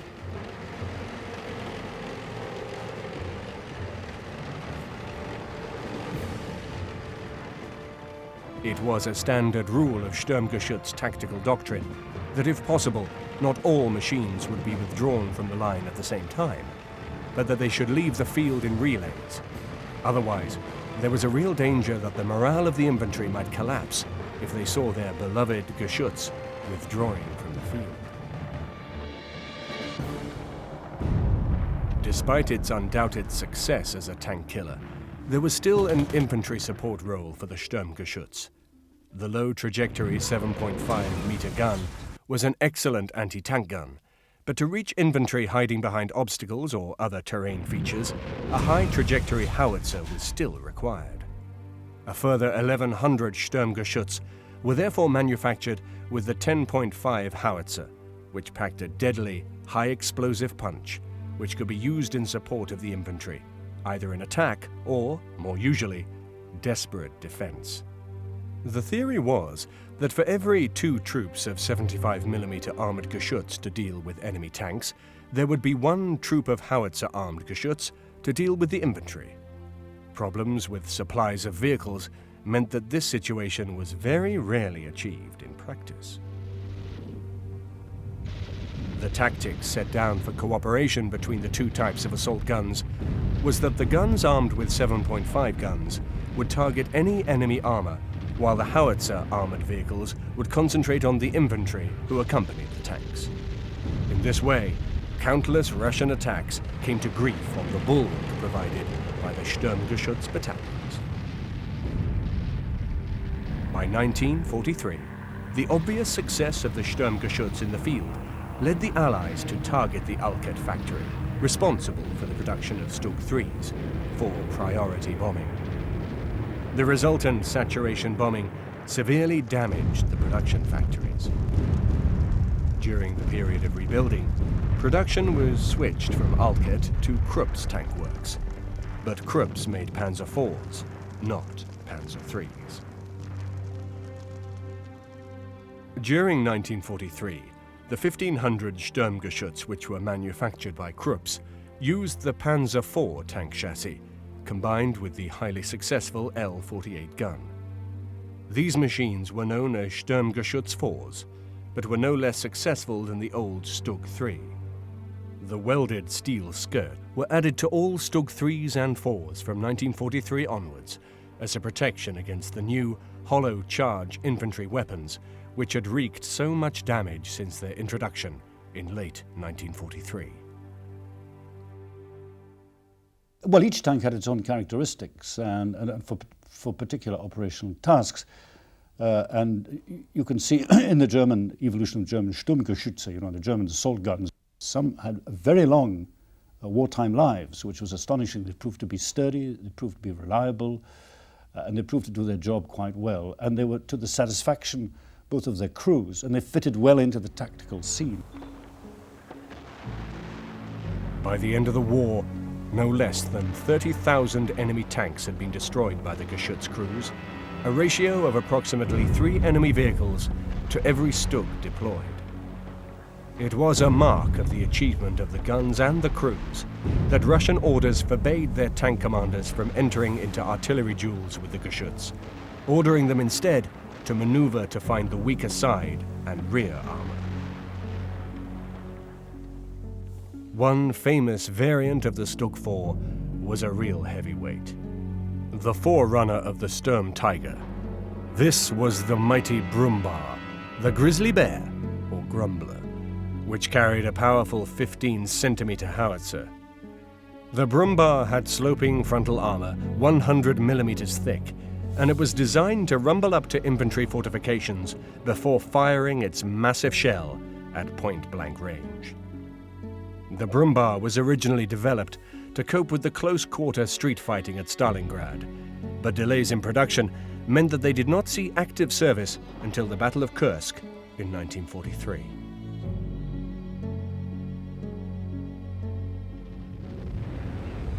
After Kursk, Germany was largely fighting a defensive war, but on the few occasions when the Brummbär saw action, they acquitted themselves well, and over 300 were produced by the end of the war. The Brummbär that you see behind me is nothing more than the chassis of the Panzerkampfwagen Mark IV with a big gun on it, mounted in the citadel, as you can see. And the reason this vehicle came about was the Germans learned very quickly in the Battle of Stalingrad that they had problems of taking out defensive positions in towns, and also defensive positions one and all. So this came about as to take out those type of positions. So you have a 150 millimeter gun, very short little barrel gun, but it was very good for firing like plastic charges up against fortifications and knocking them out. The eventual production of Sturmgeschütz totaled some 11,500, more than any other mark of German fighting vehicle. There were sound reasons for this, as not only was Sturmgeschütz successful on the battlefield, they were also far less expensive, quicker and easier to manufacture than fully turreted tanks built on the same chassis.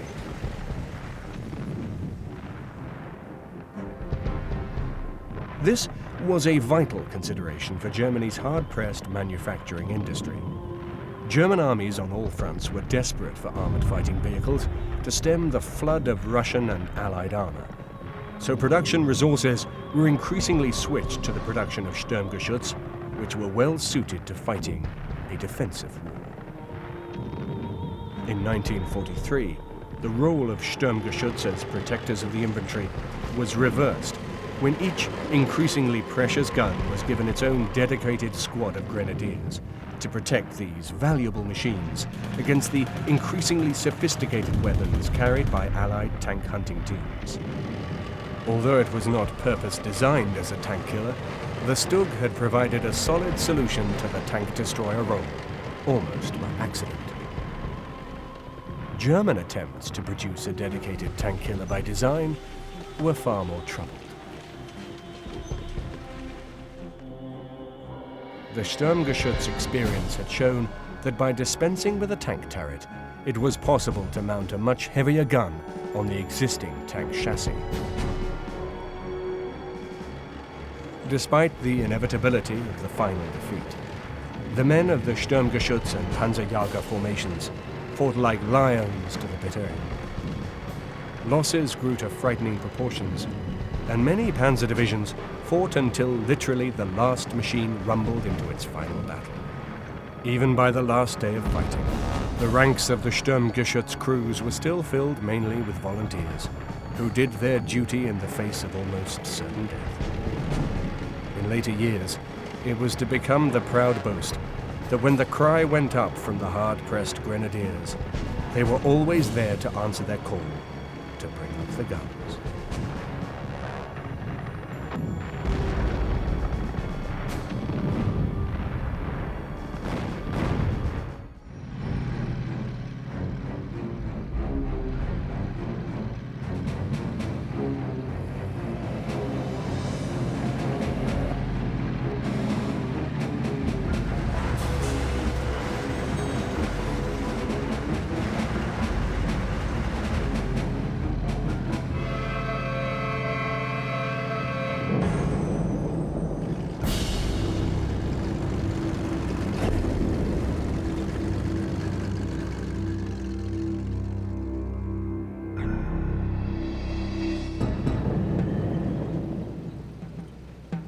They say necessity is the mother of invention. Time and time again, the forces unleashed by modern warfare have been shown to be the catalyst for massive change. These changes are often achieved in very short timescales. Under peacetime conditions, normally a new fighting vehicle would be designed, built and tested over a period of something like 5 years. Between 1941 and 1945, some very successful designs were produced in as many months.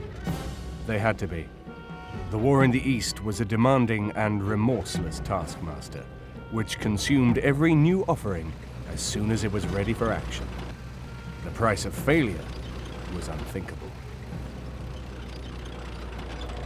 From 1943 onwards, German engineers were driven by the desperate demands of a voracious front line, which threatened to consume their very homeland if they did not supply exactly the right technology in the shortest possible timescales.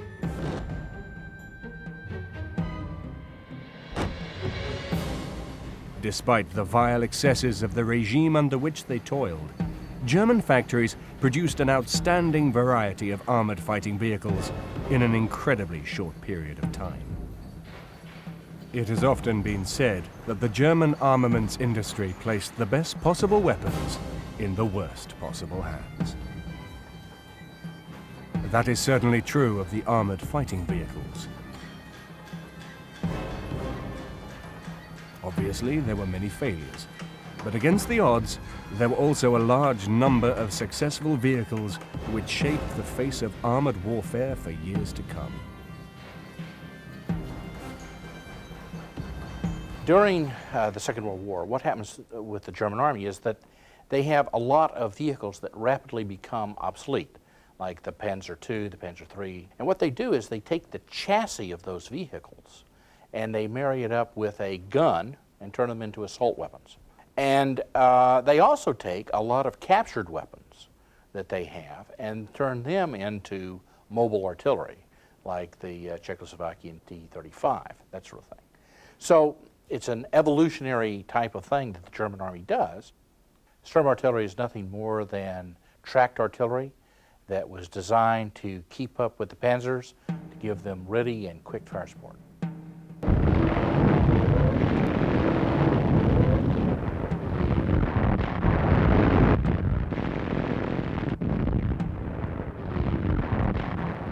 One successful new breed, born out of desperation by the demands of the Russian front, were the self-propelled artillery vehicles, which were rushed into production from the war-ravaged German factories to shore up the desperate defensive battles of that terrible conflict. A mobile artillery force, which could be rushed from place to place on the crumbling front, they were to supply the needs of a military situation which was declining on an almost daily basis.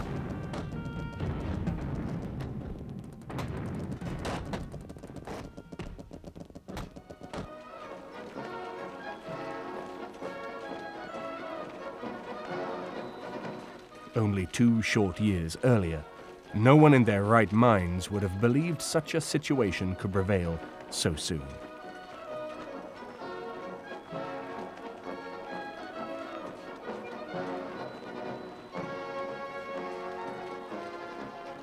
In the glory days of 1941, Adolf Hitler had appeared invincible. Hitler was a gambler. For 9 years, he was also a highly successful gambler.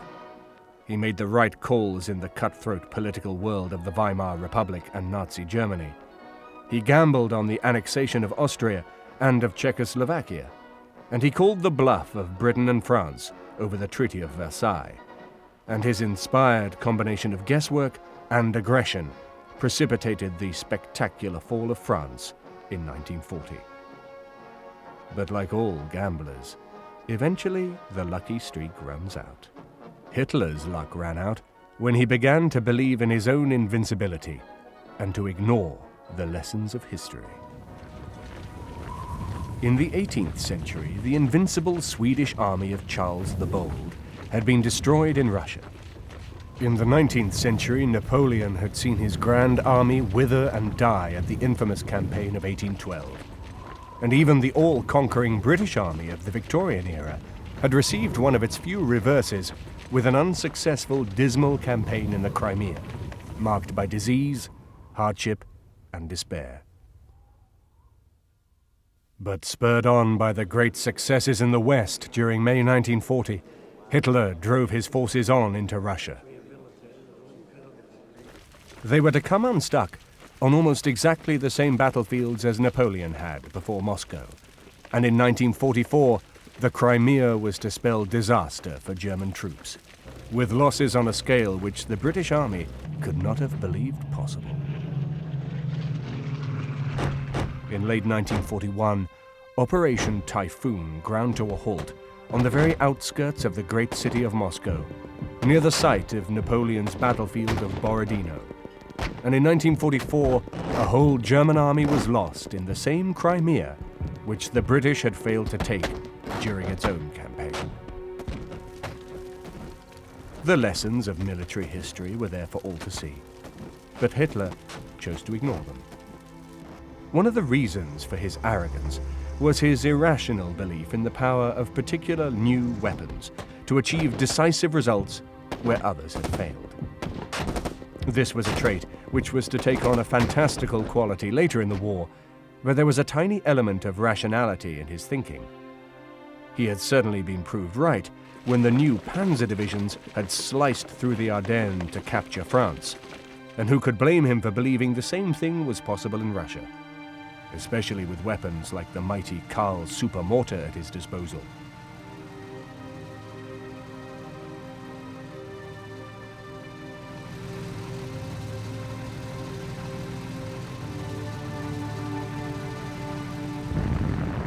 In 1855, the British and French forces fighting in the Crimea had laid siege to Sevastopol.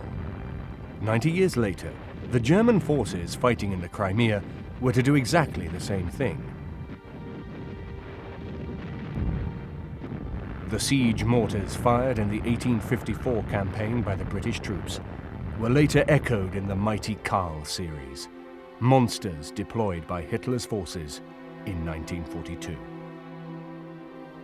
At the time of Hitler's siege of Sevastopol, 6 of these enormous self-propelled guns could be called up. This time, there would be no protracted siege or stalemate. The massive artillery support from the Karls helped shatter the Russian defenses, and Sevastopol fell into German hands in 1942. These monster machines rolled around on fully tracked chassis, with 11 road wheels on each side, and their massive 54-centimeter guns fired a shell which weighed an astonishing 1,577 kilograms. Only 6 were ever built, but these 6 were enough to secure Sevastopol for Hitler, where the British had failed. Each of these massive guns were given a name. The first 4 were called after the Norse gods of mythology: Thor, Odin, Loki, Zui, and the last 2, rather bizarrely, after the biblical figures, Adam and Eve. The Karl was a gigantic 60-centimetre mortar mounted on tracks, self-propelled mounting. It weighed 124 tons and really was completely out of court as far as a fighting vehicle is concerned, and you'd have to consider it more or less a piece of fixed artillery that could just about move, rather than self-propelled artillery in the conventional sense. What had happened was that in the First World War, the Austrians had demolished some enormous Belgian fortresses by using horse-drawn and tractor-drawn artillery and mortars of a very heavy calibre, and the Germans were clearly trying to emulate this, and they started it about 1937 by developing this massive mortar, building a tracked carriage for it, and then using it, I think only in Russia, against some of the fortresses at Sevastopol and this sort of thing. And there are cases during the assault on Sevastopol where it blew open some enormous concrete defences. But really, a thing like that is a very specialist weapon. It had to be taken to bits in order to be moved anywhere on special carriers, and was probably more trouble than it was actually worth.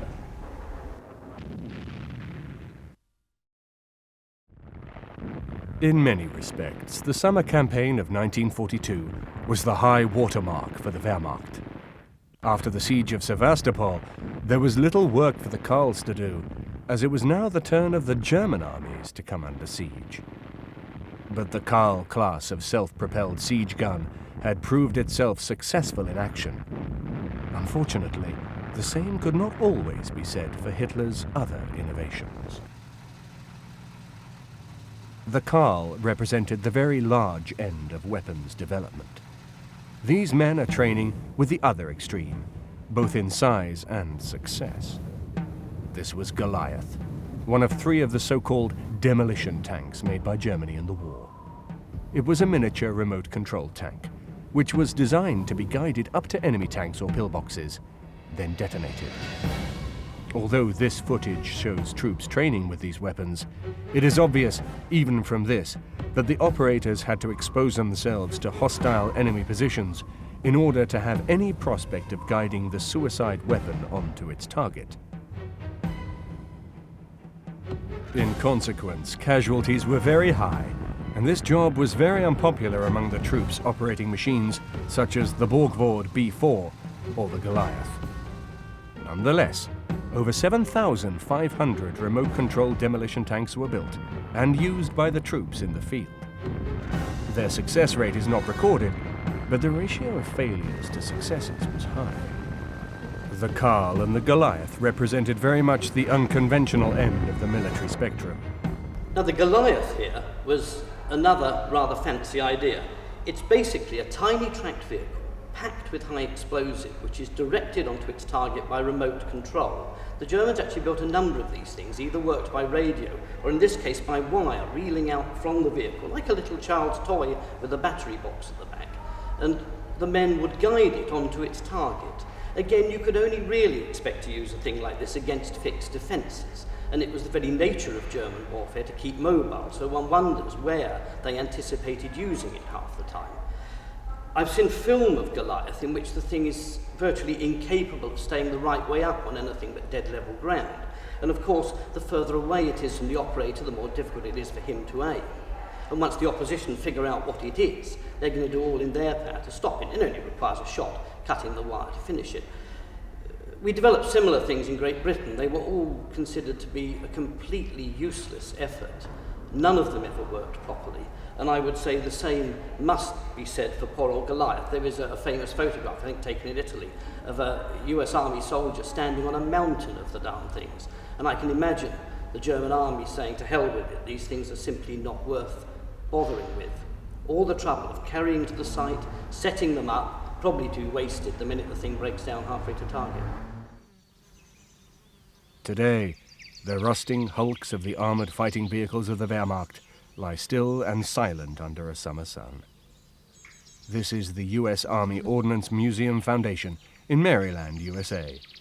Final resting place for many of the survivors of the titanic struggle on the Russian front. The white winter camouflage contrasts incongruously with the green summer grass and blue skies. These machines, which once brought terror to the continent of Europe, now lie rusting silently away.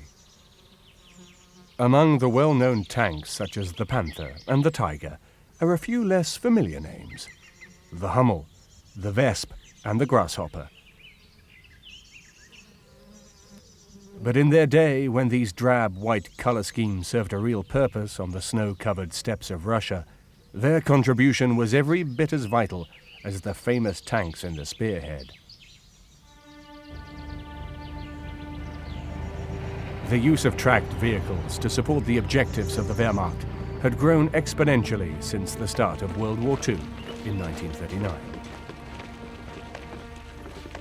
Even in 1941, only 19 of the 140 German divisions deployed for the invasion of Russia were Panzer divisions.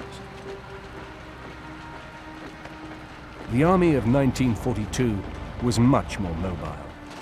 Panzer grenadiers moving swiftly around the battlefield in armoured half-tracks were much more numerous. But even mobile infantry still required artillery support to achieve many of their objectives. That artillery support needed to be as mobile as they were.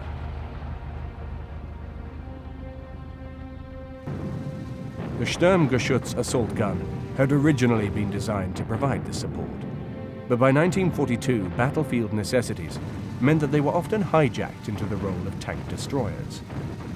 This deprived the troops of close artillery support, which the Geschütz were originally designed to provide. It left a gap which could not be filled by the medium or heavy artillery. These heavier guns often lagged behind the motorized troops across the huge distances which had to be covered in Russia.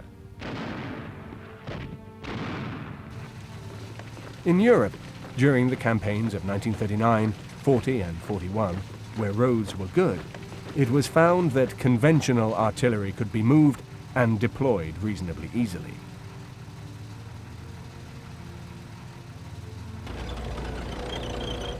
But in Russia, the dirt roads turned to rivers of mud with the arrival of spring and autumn rains, and they were frequently covered in deep snow during the winter months.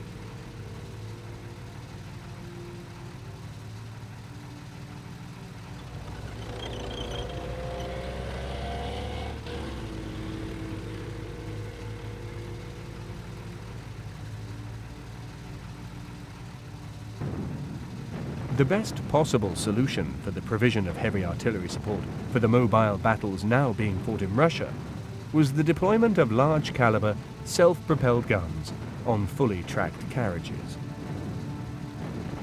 These vehicles could stick reasonably close to the fast-moving Panzer divisions and provide them with the same heavy artillery support, which would normally require horse-drawn or motorized transport. They were collectively known as Sturmartillerie, or self-propelled guns.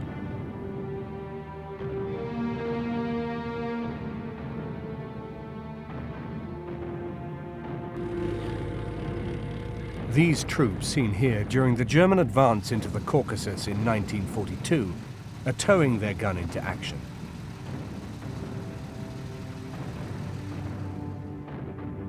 But to get into action, the gun has to be first unlimbered. At this point, the crew will be exposed to enemy fire. The heavy 15-centimeter infantry gun could be mounted on a tracked chassis to produce a vehicle which was always ready for action, and which gave the crew a measure of protection against artillery fire, and which could keep pace with the spearheads over the worst possible terrain. The self-propelled artillery units had been born. The first self-propelled guns proved effective, but as the war wore on and Germany's situation grew increasingly desperate, her hard-pressed armies found themselves facing superior firepower from increasingly heavy enemy artillery. To combat this, the Wehrmacht needed a variety of mobile gun platforms capable of moving heavy artillery to hard-pressed sections over the vast battlefields of Russia. Ultimately, thousands of self-propelled guns in a bewildering variety of variations would see action. Although it was the insistent demands of the Russian front which provide the real catalyst for the development of self-propelled guns, there were a number of earlier precedents. Limited numbers of self-propelled guns, called Schwerinfanteriegeschütz, or SIG for short, had been successfully deployed in the 1940 campaign in France. Initially, these vehicles used the ridiculously light Panzer I chassis to carry the heavy 15-centimeter infantry gun. The troops advancing here are using the gun to blast infantry from buildings and strongpoints. And despite the obvious limitations of these first self-propelled guns, it was actions like these that convinced the High Command that there was a role for fully mobile heavy artillery, carried on a tracked chassis.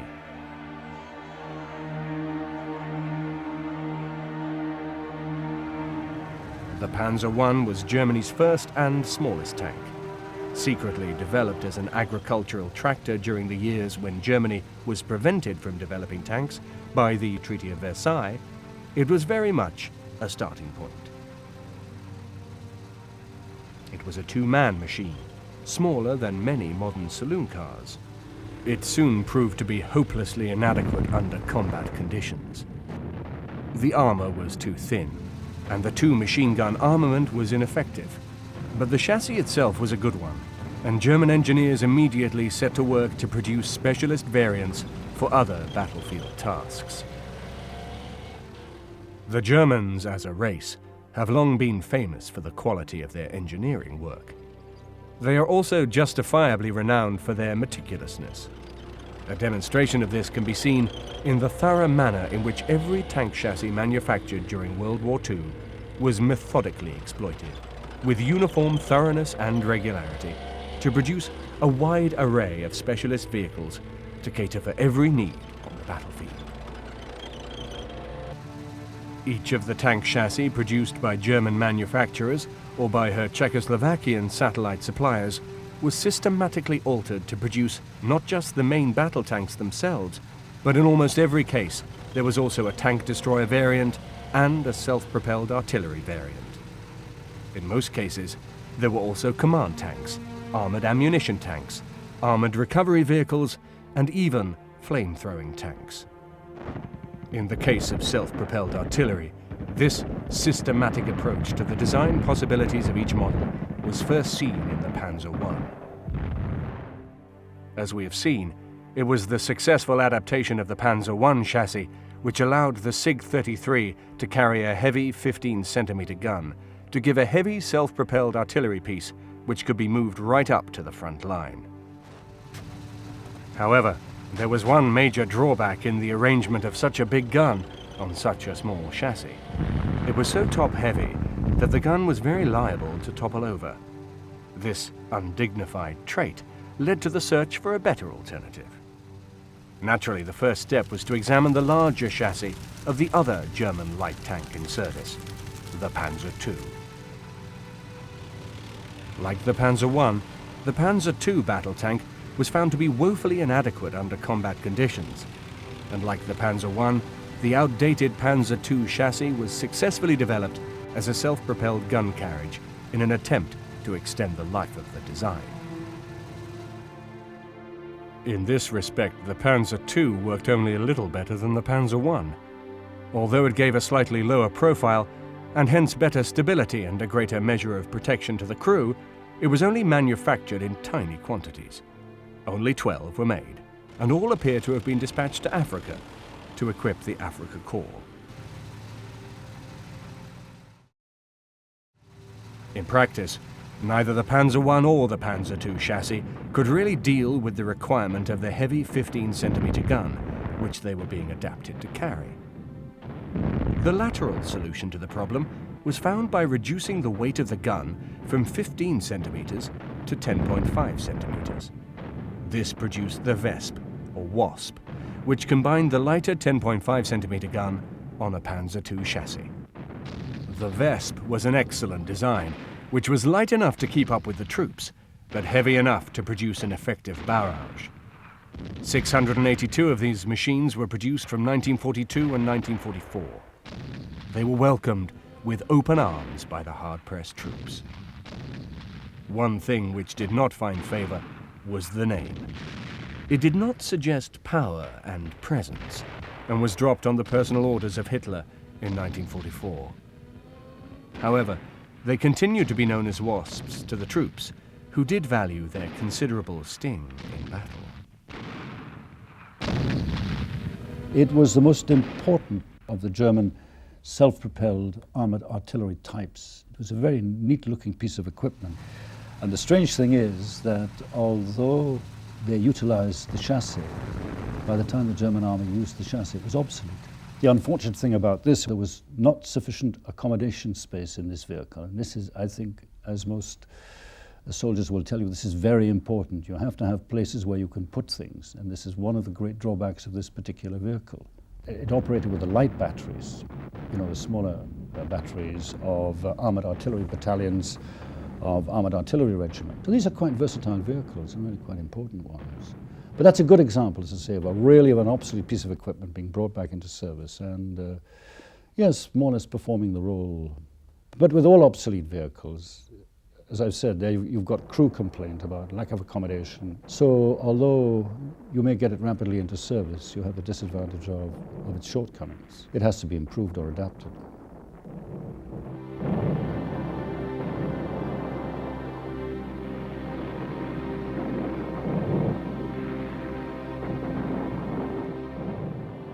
With the introduction of the Wesp, the possibilities for the Panzer II chassis appeared to have been exhausted. The ceaseless demands of the Russian front called for heavier and heavier guns.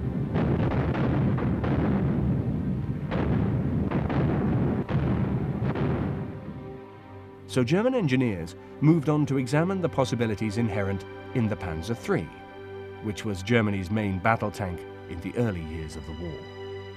This proved to be a much more fertile hunting ground. The main variant produced using the Panzer III chassis was the famous Sturmgeschütz, the assault gun variant, which went on to become one of the most successful designs of the war. By dispensing with the turret to mount a long 75-centimeter gun, the resultant vehicle was efficient both in the role of assault gun and tank destroyer. But the Sturmgeschütz was a compromise machine. It was not really designed as a specialist tank hunter, although it could do the job. Nor was it capable of supplying a heavy artillery barrage. Both of these demands took the Sturmgeschütz away from its role supplying close artillery support to the troops in the front line. To supplement the assault guns, it was now obvious that the Wehrmacht needed both a dedicated purpose-designed tank killer and a separate vehicle, purpose-designed for heavy artillery support and mounted on a mobile tracked chassis. The solution was to adapt the Panzer IV chassis to produce two specialist machines. In the tank hunter role came the Nashorn or Rhinoceros, produced from 1943 onwards. Its 8.8 centimeter gun was what was needed to deal with Russian tanks at longer ranges. There was a German assault piece called Nashorn, the Rhino. I mean, this was an extraordinary beast, literally well named, I must admit. It had a short life. It had a very limited function. I don't know, but looking at it, it must have been very difficult to handle. And above all, what you don't want to be on the battlefield is a target for other enemy projectiles. You have to think about that as well. The German side developed very good, standard, stable designs, and the German tank program continued to be extremely cost-effective. With a deadly punch, the Nashorn was clearly a major step in the right direction, although its high profile and lack of crew protection did give severe grounds for reservation. But its main gun was sufficiently powerful, and some 500 of these excellent tank destroyers were manufactured. The vehicle behind me is the Nashorn, the Rhinoceros, and it's also the chassis of the Panzer IV, but it has an 88 millimeter gun. And this is the anti-tank hunting version of the vehicle. The vehicle was also used as the chassis for a gun, a regular field artillery piece, which was also used by the German Army. These experiments yielded the Hummel, or Bumblebee. The Hummel used the Panzer IV chassis to carry a heavy 15-centimeter gun for mobile artillery bombardment. This vehicle overcame all the drawbacks of the previous self-propelled guns. It carried a much heavier punch, could be very rapidly deployed, and of course, it could be easily moved to avoid counter-barrages by enemy guns. 666 machines eventually entered service. There was a huge demand for the frontline units, and there were never enough to go round. Yeah, once again, I mean, this is an example of the Germans using their chassis. You know, they used the chassis of, you know, the Panzers 3 and 4, which is a very good idea. You've got a basically good chassis. Why not get on with it? And that what happened with the Hummel, which is the Bumblebee, it proved to be, and I think most German soldiers will tell you this, was an extremely, both a very powerful weapon and actually a very successful weapon. And it was actually brought into full service in 1943 and was used largely by tank battalions. But it's again this business, I think, of having a very particular capability on the battlefield. And really, the Hummel seems to have fitted very, very well into German panzer divisions. And I think altogether the German army took delivery of over more than 600 of them, which is really quite good, and it really had a very good record indeed. It was a very useful piece of field artillery to be used in close proximity with the tank divisions as such. A very successful piece of equipment. The Hummel and the Wesp were to prove highly successful under battlefield conditions. Both could give mobile artillery support to the hard-pressed panzer divisions, then quickly move location before they could be targeted by the superior numbers of Allied artillery.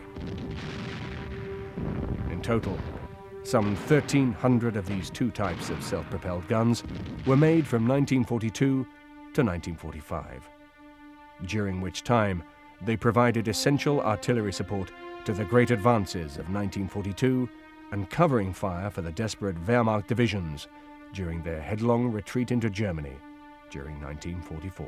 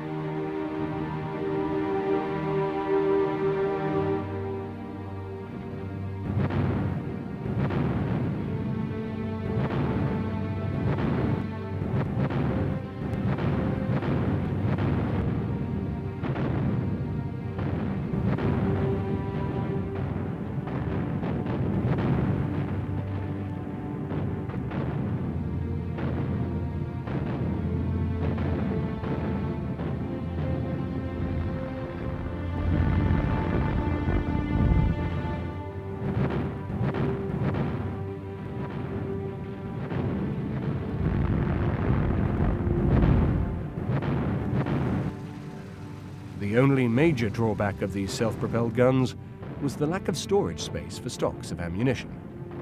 In the case of the Hummel, there was only enough room for 18 rounds. A constant round of resupplying was therefore required during any significant bombardments. However, by 1944, ammunition supplies were strictly limited in the German forces, and unlike the glory days of 1941, even these limited stocks had to be shepherded very carefully indeed. In line with the German factories, the tank-producing Skoda works in Czechoslovakia also produced self-propelled artillery, using the chassis from the Czech-manufactured tanks. The Czech-made Panzer 38T equipped many German units during the early years of the war, and when the tanks were withdrawn from frontline service, it made sense to convert the highly serviceable chassis into a self-propelled artillery role. The resultant machine, which combined a 10.5 centimeter howitzer with the 38T chassis, was known to the Germans as the Grill, or Cricket. Never as popular as the Vesp or the Hummel, nevertheless, 282 machines were manufactured, and they saw action mainly in Russia. A few were also used in the campaign in the West after the Allied landings.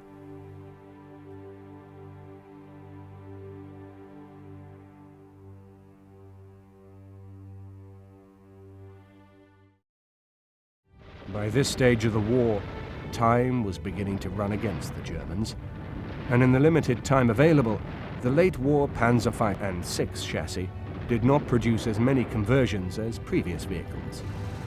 But the Panzer IV produced one of the most successful designs, in the form of the Panzerjäger IV, a superb tank hunter. Unlike the Panzer I, II, and III, the Panzer IV remained in service throughout the war, so there was never likely to be a surplus of redundant vehicles for conversion. In any case, the successful introduction of the Vesp and Hummel solved the technical problems of mobile heavy artillery support.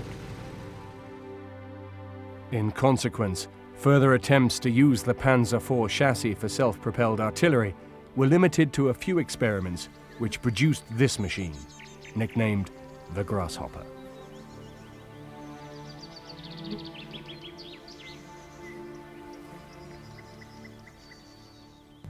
This is the Grasshopper. It is undoubtedly one of the worst ideas ever. What it is, it's the chassis of the Panzerkampfwagen Mark IV, but you see that it has this turret and a gun. But you notice that it has a superstructure on the back of the vehicle. The idea was this. You dig a hole. The engineers would come and line it with concrete.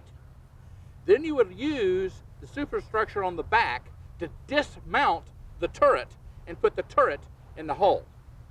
Now, this makes no sense for a mobile weapon to be fixed into position.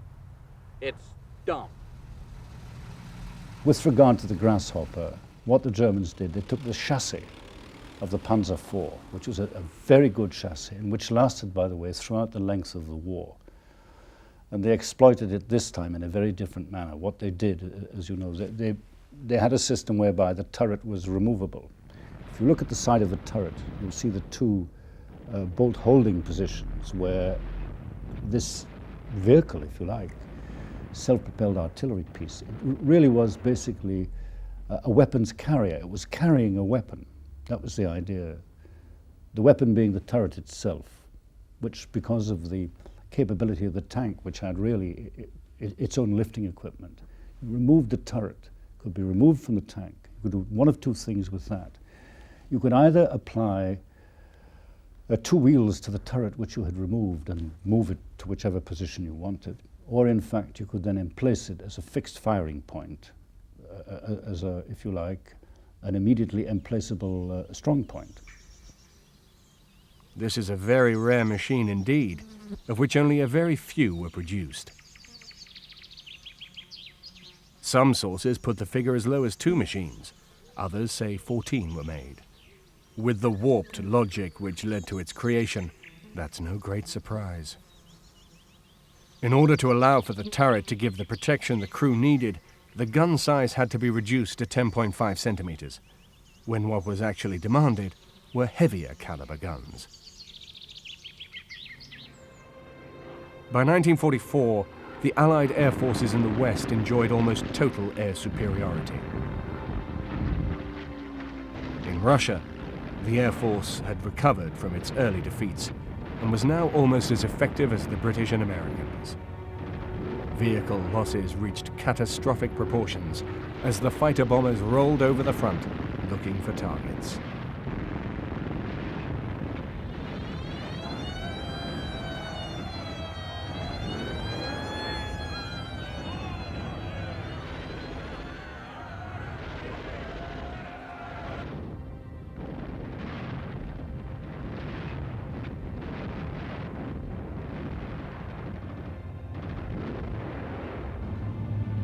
Now the real priority was for anti-aircraft protection, which could move with the tanks and give some cover against the relentless attacks of the Allied fighter bombers. It was in this role that more Panzer IV conversions were made.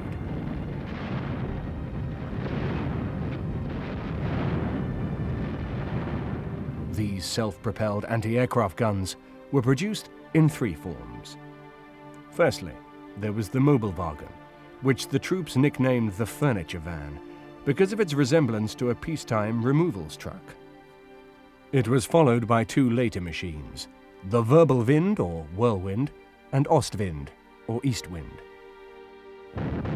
In the case of the Mobilwagen, this was very much a wartime contingency measure rather than a purpose-designed vehicle. As damaged Panzer IVs were brought back for repair from the Eastern Front, they were converted to an anti-aircraft role by the simple expedient of taking off the turret and replacing it with a 20mm flank gun, which was protected, when in transit, by 4 collapsible sides which were lowered when the flank gun was in action. To say this was an unsuccessful design is an understatement. The 20mm gun was soon found to be woefully inadequate for the job of anti-aircraft defense. Of even greater concern was the fact that the sides of the Mobilwagen had to be lowered to allow the gun to fire. This left the crew with no protection whatsoever, and defeated the whole purpose of mounting the gun on a tank chassis in the first place. The frontline troops were quick to point out that, in action, the same result could have been achieved by placing an anti-aircraft gun on the back of a truck.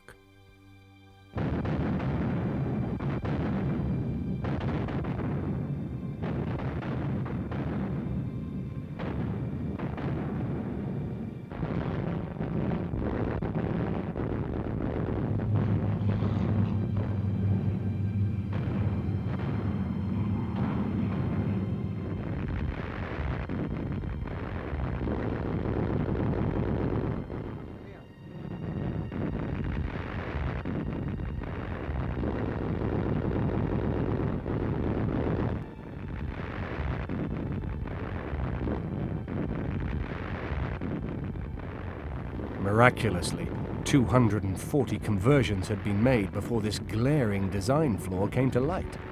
Effectively, 240 precious tanks had been wasted. A measure of effectiveness was achieved by increasing the size of gun from 20mm to 37mm, but the Mobilwagen was deemed a failure. It was obvious that what was required was an anti-aircraft vehicle that gave the crew the benefits of armor protection while they were in action. The solution was a specialist vehicle known as the Wirbelwind. It used the Panzer IV chassis and used 4 20mm flank guns in a quad arrangement, now mounted on a fully rotating turret, which gave the crew some measure of protection. The Wirbelwind was nothing more than anti-aircraft artillery. It had 4 20mm cannon on it. And because the Allies had air superiority, the Germans had to have a way to keep mobile anti-aircraft artillery up with their tanks to protect not only their tanks, but things like their trains, the logistics trains that any army has. And this was a very, very effective way to do it because you had 4 very fast-firing cannon that were used on anti-aircraft mode and could take out low-flying Allied aircraft like the Typhoon, which was a rocket-firing aircraft used against tanks. Very difficult to take out German tanks using our equipment on the ground, the American M4 Sherman being a perfectly awful tank. But a rocket-firing Typhoon could certainly take out a Tiger, no problem. So the whirlwind, the whirlwind was a way to keep the Allied aircraft off your tanks.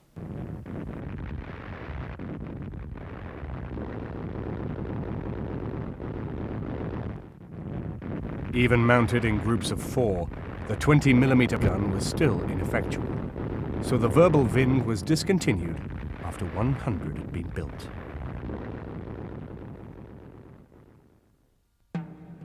The successor to the verbal Wind was known as the Ostwind, but the end was now in sight, and only 43 machines were made to combat an Allied air force which was flying 20,000 aircraft in the skies over Germany.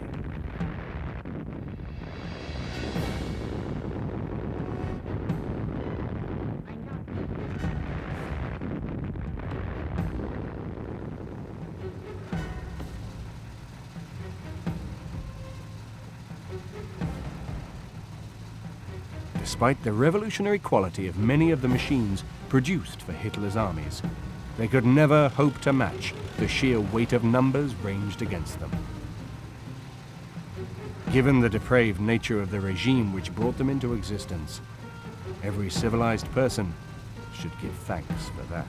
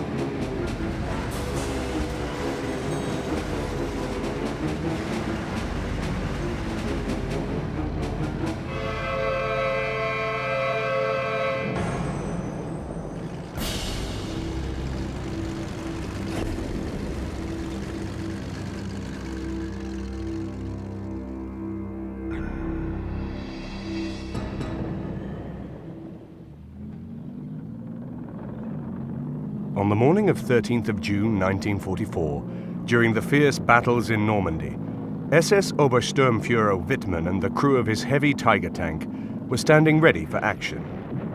They were about to take part in one of the most famous tank actions in military history. Wittmann had left his company to reconnoiter the battlefield when he became aware of the presence of an entire British armored battalion halted on the road nearby. Undaunted, Wittmann drove his single Tiger at the column, firing on the move. The Tiger gained the element of surprise and quickly destroyed 12 half-tracks, 3 light tanks, and 6 medium tanks. One of the most striking examples, of course, not so much of tank warfare, but of the handling of an individual tank. Indeed, what it could do and its capability was demonstrated in 1944 by Hauptmann Wittmann in his Tiger tank. Here you've got an accomplished tank commander, which he clearly was, with perhaps an expert eye for the tactical situation. And I think it's probably a record in maybe in tank warfare history that he was able with one tank to disable what was virtually a British tank column. Wittmann calmly departed the scene of carnage to report, rearm, and gather reinforcements. 2 hours later, he returned to battle. This time he destroyed a further 12 medium tanks, 4 heavy tanks, and 14 Bren gun carriers. All in a day's work for the most successful tank commander in history. Michael Wittmann was really probably the most successful junior tank commander of the entire Second World War. Not only did he achieve an unprecedentedly high kill rate, 138 tanks, 132 anti-tank guns, but he was also the recipient of some of Nazi Germany's highest awards, for example, the Knight's Cross with Oak Leaves and Swords, which was effectively the German equivalent of the Victoria Cross. So in sheer statistical terms, he was an extremely successful commander. He was also an extremely competent leader, an inspirational leader, one might say. And this, I think, leads on to something else which is also important, which is Michael Wittmann's propaganda value to the Nazi propaganda machine. It wasn't simply a question of what he did on the battlefield. It was his influence and his inspiration to other German fighting men and to the factory workers who produced the Tiger tanks with which Wittmann achieved most of his victories that was also particularly important. So regardless of what one thinks of his political viewpoint, and of course he was a dedicated National Socialist, in sheer military terms at the tactical level, and in terms of his psychological impact, both upon Germans and indeed upon the Allies, his impact was immense. Michael Wittmann was born in the tiny village of Vogeltal in the Upper Pfalz on the 22nd of April 1914. He was the first son of a farmer, Johann Wittmann, and his wife Ursula.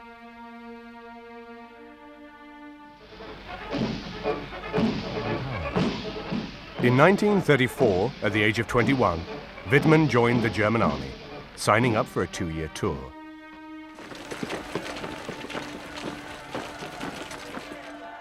In the first days of the Nazi regime, compulsory military service had not yet been reintroduced, so Wittmann was a volunteer when he reported for military service in Freising with the 19th Infantry Regiment. As a small standing army, comprised exclusively of volunteers, the interwar Reichswehr was a high-quality force which expected very high standards. Wittmann met those exacting standards, and after 1 year in the service, he was promoted to Gefreiter on the 1st of November, 1935. 1936 was the halcyon period for the Nazi Party in Germany. The first flushes of economic successes for Hitler's National Socialists impressed the young Wittmann.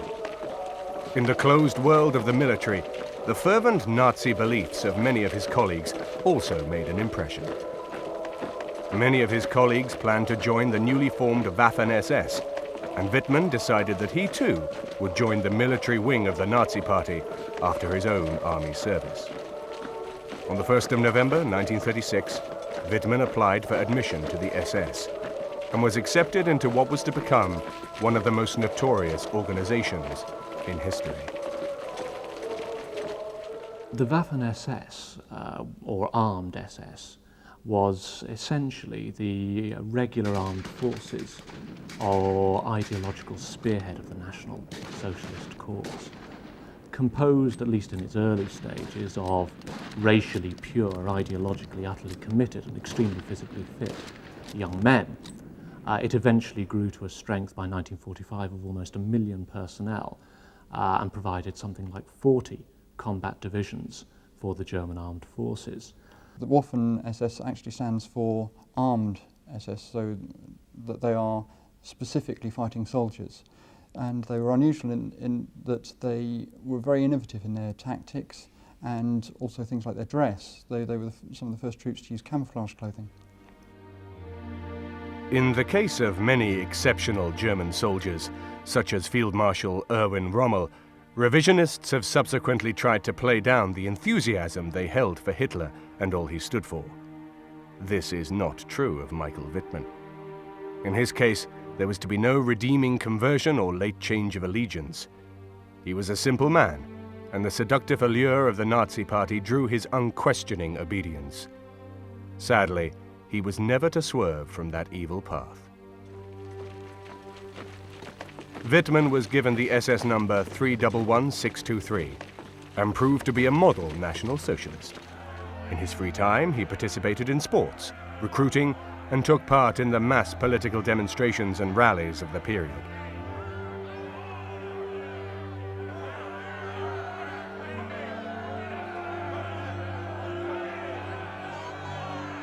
In contrast to the frantic world of mass political rallies, Wittmann's first SS military posting was less than glamorous.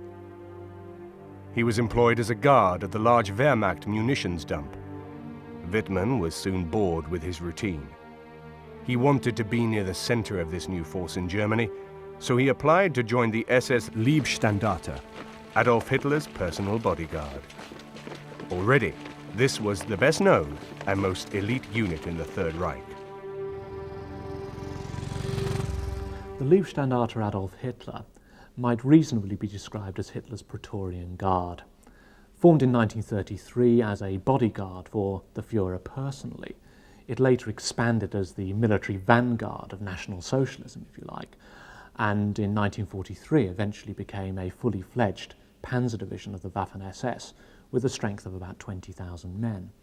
Both as a division and earlier as a regiment, it participated on the most important fronts of the Second World War, acting as an armoured spearhead for German offensive actions and as a fire brigade that was sent to collapsing sectors of the front in order to prop them up. So an absolutely elite formation. Thanks to his rigorous military background, Wittmann met the very strict selection criteria and was accepted. He began training with his new unit on the 5th of April 1937 at the main cadet school in Berlin-Leicherfeld. Wittmann was assigned to the 17th Company, which was an armored scout car platoon.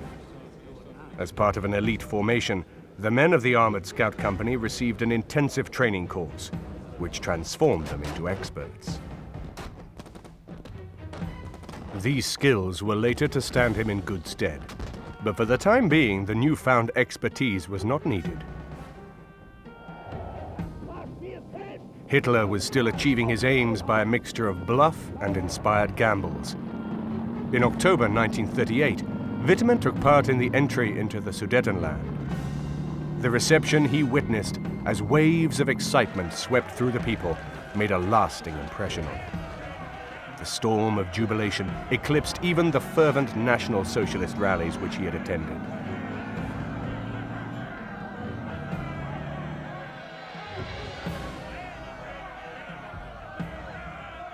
He was awarded his first of many medals, commemorating the reunification of Austria and the Sudetenland with the German Reich. From now on, medals and decorations would occupy a special place in Wittmann's affections. The first moves in Hitler's master plan had been achieved without bloodshed.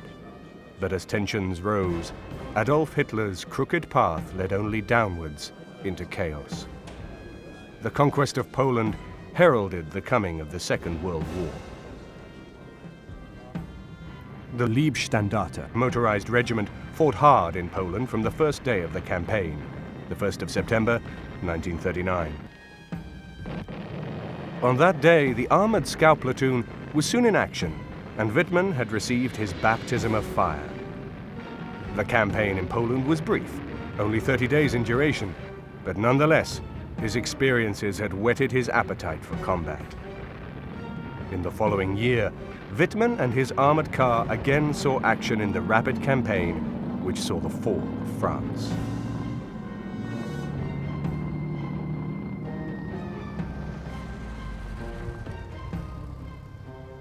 Wittmann, together with several other NCOs and men, was transferred to Jüterbog, where the self-propelled assault battery was being formed.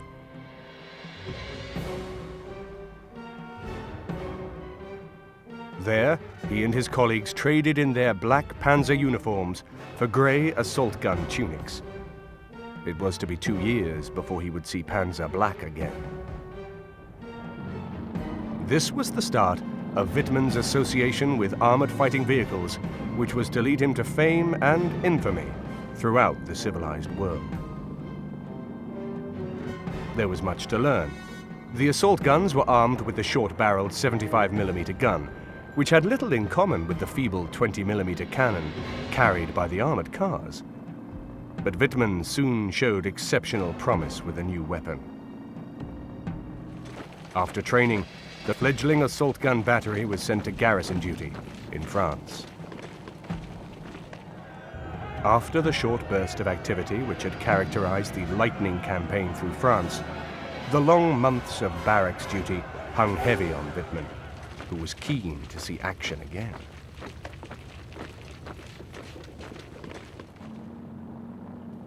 He was not to get his wish until the 6th of April 1941, when the Balkans campaign began.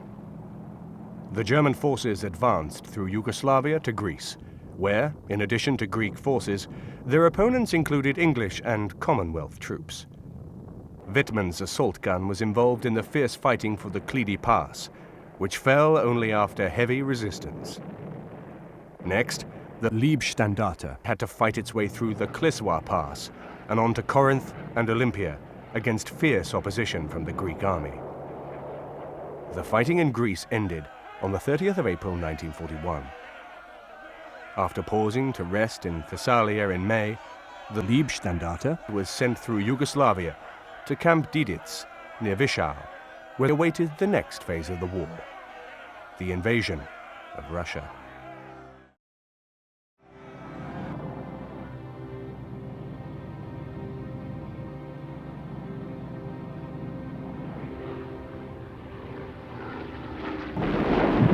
The war in Russia began with Operation Barbarossa on June the 22nd, 1941.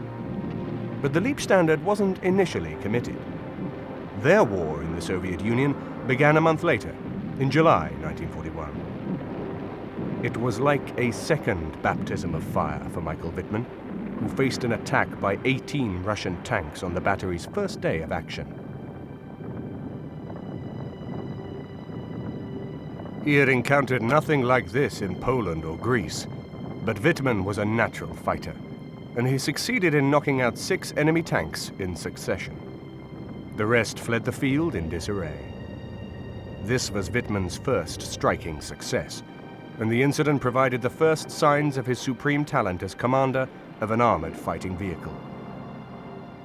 On the 12th of July, 1941, in recognition of his great feat on his first day in action in Russia, Wittmann was decorated with the Iron Cross, second class. But there was little time for celebration as the advance continued.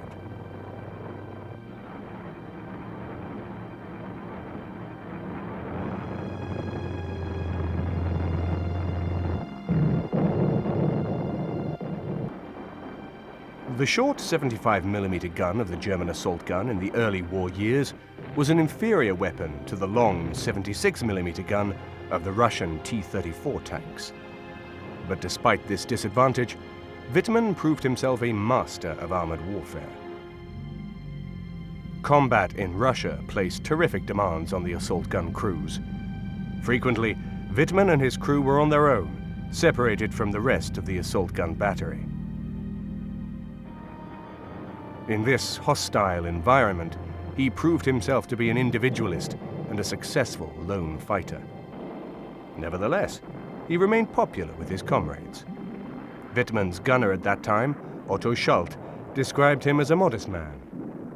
Michael was a quiet, gifted, friendly NCO. with firm goals in front of him. He knew his tank. In a sense, he also knew his opponent, positioned himself beautifully, and every time there was an attempt even to, if you like, outflank him or remove him or in a sense, put the pressure on him, that failed as well.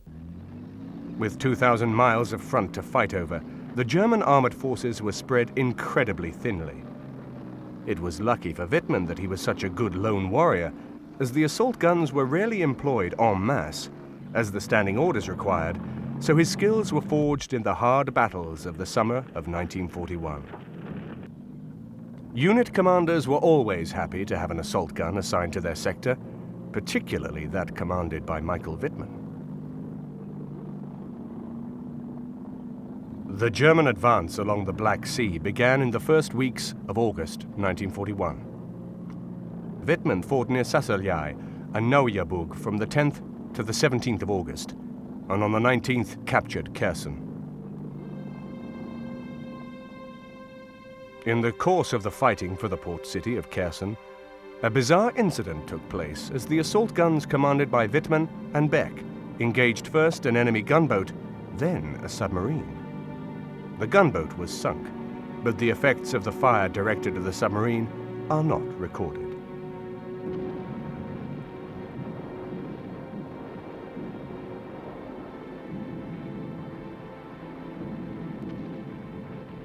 Wittmann had destroyed 10 enemy tanks by this point in his career. But his luck was about to change for the worse, as a direct hit on his vehicle, which failed to penetrate the armor, nonetheless left Wittmann wounded in the face and back by shell fragments.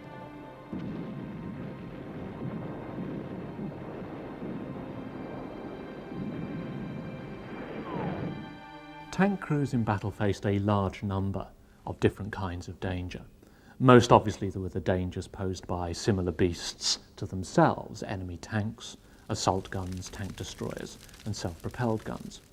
In addition, of course, the enemy would often have anti-tank guns, towed anti-tank guns, which by virtue of their smaller size were easier to hide, and indeed Michael Wittmann reckoned that it was more of a coup to destroy enemy anti-tank guns than to destroy enemy tanks. In addition, tank crews faced dangers posed by enemy infantry equipped with short-range anti-tank weapons. They had to deal with problems caused by anti-tank ditches, by trenches, by minefields, and so forth. And in addition, of course, there were the simple ergonomic problems of operating in battle. Tanks tended to be festooned inside with all sorts of equipment, some of it sharp, and over rough ground, tank crews could be thrown around and find that they impacted with this equipment, which wasn't terribly pleasant. But perhaps the paramount fear for most tank crews was that of fire, because in very small confined spaces, this meant that tank crews only had a matter of seconds, usually, to evacuate a damaged vehicle. In late August, after the capture of Kherson, Wittmann rested near Bobrinets. In recognition of his accomplishments to date, on the 8th of September, Michael Wittmann was awarded the Iron Cross, First Class. By then, he was already counted as the best gun commander in the battery and an indispensable member of the Liebstandard.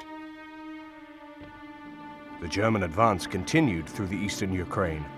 Tagranog was taken on the 17th of October. By this stage, Michael Wittmann, who had been wounded a total of 3 times in 1941, was now promoted to the rank of SS Oberscharführer. The Liebstandard had been bloodied in the constant action of the previous months, and the combat strengths of his units had fallen to dangerously low levels. Despite this, the units continued to drive eastwards, and on the 17th of November 1941, the attack on Rostov on the Don began. The city was only captured after further fierce fighting. On the 21st of November, Michael Wittmann was awarded the Tank Battle Badge in silver. The Liebstandarte moved into the winter positions along the Sambek River. The assault gun battery was based in Taganrog. From there, the assault gun carried out armored reconnaissance sorties to the east and north. Tank combat was comparatively rare at this period, as the Soviets had few tanks left in action by this stage of the war. Nonetheless, Wittmann's tally continued to rise to 25 enemy tanks and 32 anti-tank guns destroyed. But combat losses were not just on the Russian side. Those on his own side also rose steadily. In February 1942, the depleted assault gun battery was reinforced and brought up to battalion strength through new additions from Germany and the transfer of a battery from the SS Viking division. As a result of this expansion, Wittmann was made an SS officer candidate in early 1942. He left the battalion in June in order to attend the candidate training course at the SS Junkerschule in Bad Tolz. Wittmann learned tactical lessons, which he combined with his practical battlefield experience. The 28-year-old Wittmann now served as platoon commander in the 2nd Company of the SS Panzer Replacement Battalion. During his time away from action, Michael Wittmann was promoted to SS Untersturmführer. On Christmas Day 1942, he received his transfer to Fallingbostel for the formation of the new heavy tank company. Wittmann once again exchanged his grey assault gun uniform for a black Panzer uniform. There were rumors of a new miracle weapon which fired the anticipation of Michael Wittmann and his colleagues. Armies are full of rumors, but for once, these rumors were true. The Germans were indeed to be equipped with the mighty Tiger tanks, but there was also disappointment for Wittmann. Each Tiger company had a few of the old Panzer IIIs for scouting and support. As he had experience in armored cars and had trained using these machines, Wittmann was assigned to a Panzer III, not a Tiger.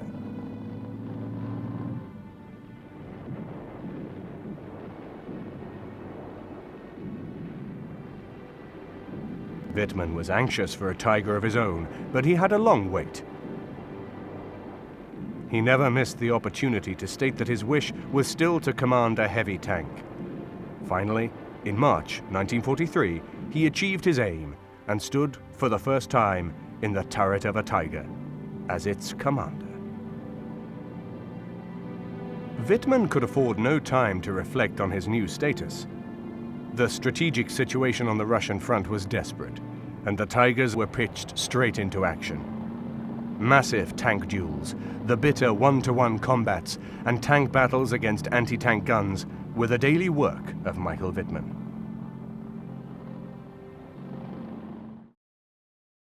His first great moment of triumph came in the titanic Battle of Kursk. For sheer scale and intensity of combat, Kursk is almost unparalleled in recent military history. In particular, the engagement around the village of Prokhorovka on the 12th of July 1943, when something like 1,000 tanks of the SS Panzer Corps on one side and of the 5th Guards Tank Army on the Russian side were concentrated in an area of a few square miles. So I think that's what makes the Battle of Kursk particularly unique. On the day that the Great Battle began, Wittmann destroyed 8 tanks. In the following tank battles, Wittmann emerged as an unmatched tank ace. He overran batteries, picked out even the most cleverly camouflaged anti-tank gun nests, and constantly outfought enemy tanks. He was cautious when he had to be, aggressive when it paid off. His keen hunter instinct, combined with a huge slice of luck, allowed him to emerge unscathed through 5 furious days of the biggest tank battles in history. Over and over again, enemy tanks went up like blazing torches before him.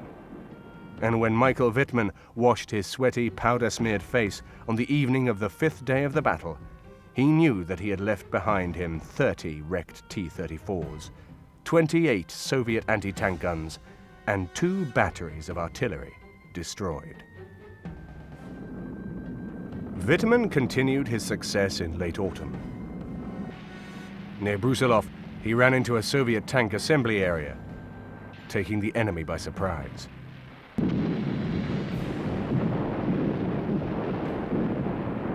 and in that single action blasted 10 tanks from the mass of Soviet armor. 3 more fell prey to his Tiger later that afternoon.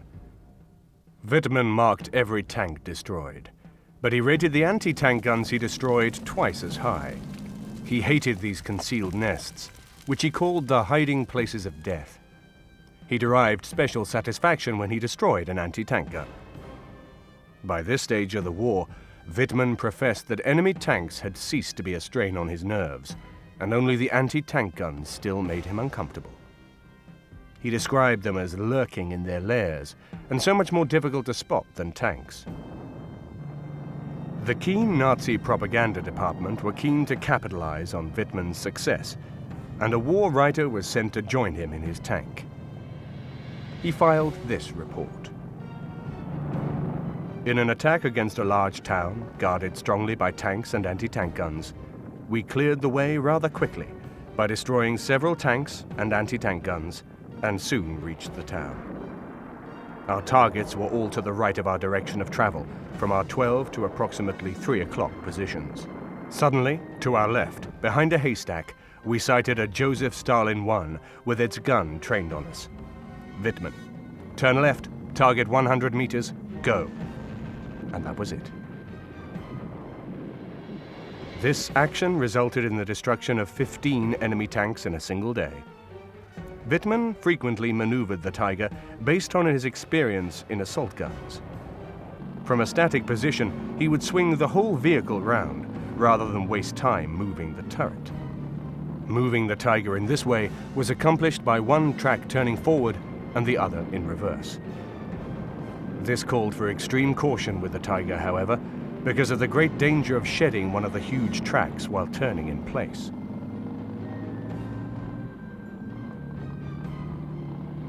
The tracks turning in opposite directions caused soil to accumulate under the idler wheels and the tracks to snap.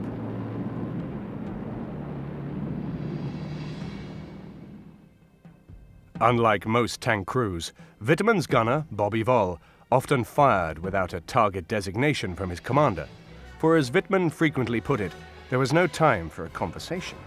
And Bobby Voll often acquired the target in the few split seconds which meant the difference between life and death. The Tiger tank was instrumental, I think, to Michael Wittmann's success. It was a beast of enormous lethality, but in Michael Wittmann's hands, it really reached its full potential in a manner which very few other German tank commanders ever achieved. Having said that, I think it's also true to say that not only did the Tiger make Michael Wittmann, but Michael Wittmann made the Tiger. The psychological impact of the Tiger tank, which was already considerable and indeed justified, was radically increased by Michael Wittmann's excellence in command of Tiger tanks and by the propaganda that the Germans were able to make using his success. So it's a rather symbiotic or synergistic relationship I think we're looking at. The Tiger is an awesome weapon. If you combine that with experienced tank crews, you must remember at the time that the Germans had been through the fighting in Poland, some of them even been in Spain, through the Balkans, France, and they've got a large core of highly motivated, very effective troops that are able to use any of the new weapons they come out with, and they would save the Tiger for the best of those troops. Now, Wittmann had obviously shown himself very well during the course of the early part of the war, and so the opportunity to fight in the Tiger seems a very good match. On the 15th of January 1944, armoured groups of Liebstandarte and Das Reich divisions were ordered to drive further northwest in the direction of Ljubal. This armoured advance was stopped principally by heavy fire from anti-tank guns and mortars. Those 2 days of intense fighting saw Wittmann destroy 6 enemy tanks, 20 anti-tank guns, 60 guns, 32 trucks, and countless other vehicles. On the 16th of January 1944, both Wittmann and Bobby Voll received the Knight's Cross. Voll was the first soldier holding rank as low as gunner to be awarded such a high decoration. There were now 2 wearers of the Knight's Cross in Wittmann's Tiger. As a member of Wittmann's crew, Woll's success surpassed that of every other gunner in the winter battles of 1943 and 1944. By the 13th of January, he had destroyed 80 tanks and 107 anti-tank guns. Bobby Woll played an important part in the success of Michael Wittmann. With his quick reactions and good eye, he was a master behind the mighty 88 gun. Confident of Woll's ability, Wittmann was not intimidated and would often take on superior numbers of enemy tanks. The two made a fine team, and Woll knew Wittmann's ways to the letter. While a crew's driver, radio operator and loader often changed, the commander and gunner stayed together whenever possible. The commander of a Tiger was closely tied to his gunner, and their actions had to be well coordinated. Making up the rest of Wittmann's crew, posing here for propaganda photographs in January 1944, were Werner Ergang, radio operator, Eugene Schmidt, driver, and Sepp Robner, loader. As the gunner, Woll was of decisive importance. The enemy's next shot could mean the end of them all if his aim was poor. Balthasar Woll, Michael Wittmann's Tiger gunner, used a rather idiosyncratic method. He preset his sights to 800 meters, which was the kind of average length at which, or distance at which a Tiger would engage a target, and he would then correct for targets that were closer or further away, using his great experience and essentially intuition in order to fire the gun either higher or lower than the point which was directed by the sight. So a very quick and efficient way of firing the gun. The rings on the barrel of Wittmann's Tiger each represent 10 tanks destroyed. The Tigers were feared by the Soviets, and the heavy German tanks often drew heavy anti-tank fire in their attacks. They were used as weapons to smash gaps in enemy positions for the grenadiers to move up in support. In countless attacks, they breached anti-tank fronts and destroyed enemy artillery positions. With their high rate of fire, they could outfight any tank on the battlefield. Although few in number, the Tigers performed outstanding feats in the offensive and defensive roles. Constantly under a hail of fire from anti-tank rifles, anti-tank guns and rocket launchers, the Tigers did not get off unscathed. However, thanks to their strong frontal armor, they were difficult to knock out. Often, shells fired by enemy tanks and anti-tank guns simply bounced off their frontal armor. Nevertheless, the Tiger was not invulnerable, and losses always kept pace with the slow trickle of new machines arriving at the front from the hard-pressed German factories. The incredible achievements of Wittmann on the battlefield did not go unnoticed.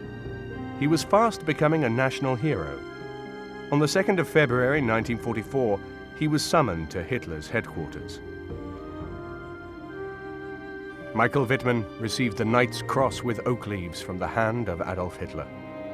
In the course of his conversation with Wittmann, Hitler noticed that he was missing a front tooth as a result of his wounds. He subsequently sent him to his dentist to have the tooth replaced. Michael Wittmann's success seems to have been based on a number of very great abilities. He is notorious for being able to work out where ambushes were likely to happen. He is described as having a sixth sense by a number of members of his unit for where enemy positions might be, especially where they might be at night. He was able to define where and when danger might appear. But Wittmann the man was very serious about fighting and about the war and about the success. He joined the SS because he believed wholeheartedly in Nazi doctrine, which was not uncommon at the time. But he was able to use that belief, that doctrine, and possibly became a somewhat serious young man. One illustration of that was, on frequent occasions, he was brought back from the front having been successful to train other troops. And there's one occasion on an icy winter morning when he was drilling some troops, and he had this habit of very sharply bringing his heels together.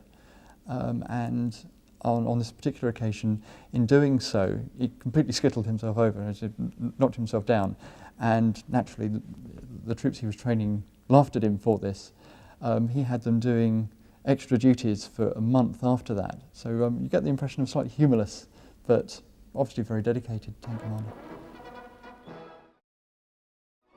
Wittmann also took advantage of this brief pause from the fighting to marry his sweetheart, Hildegard Burmester. Once again, it was an unmistakably Nazi event. After the wedding ceremony, performed by the civil magistrate, Wittmann accepted a gift copy of Mein Kampf.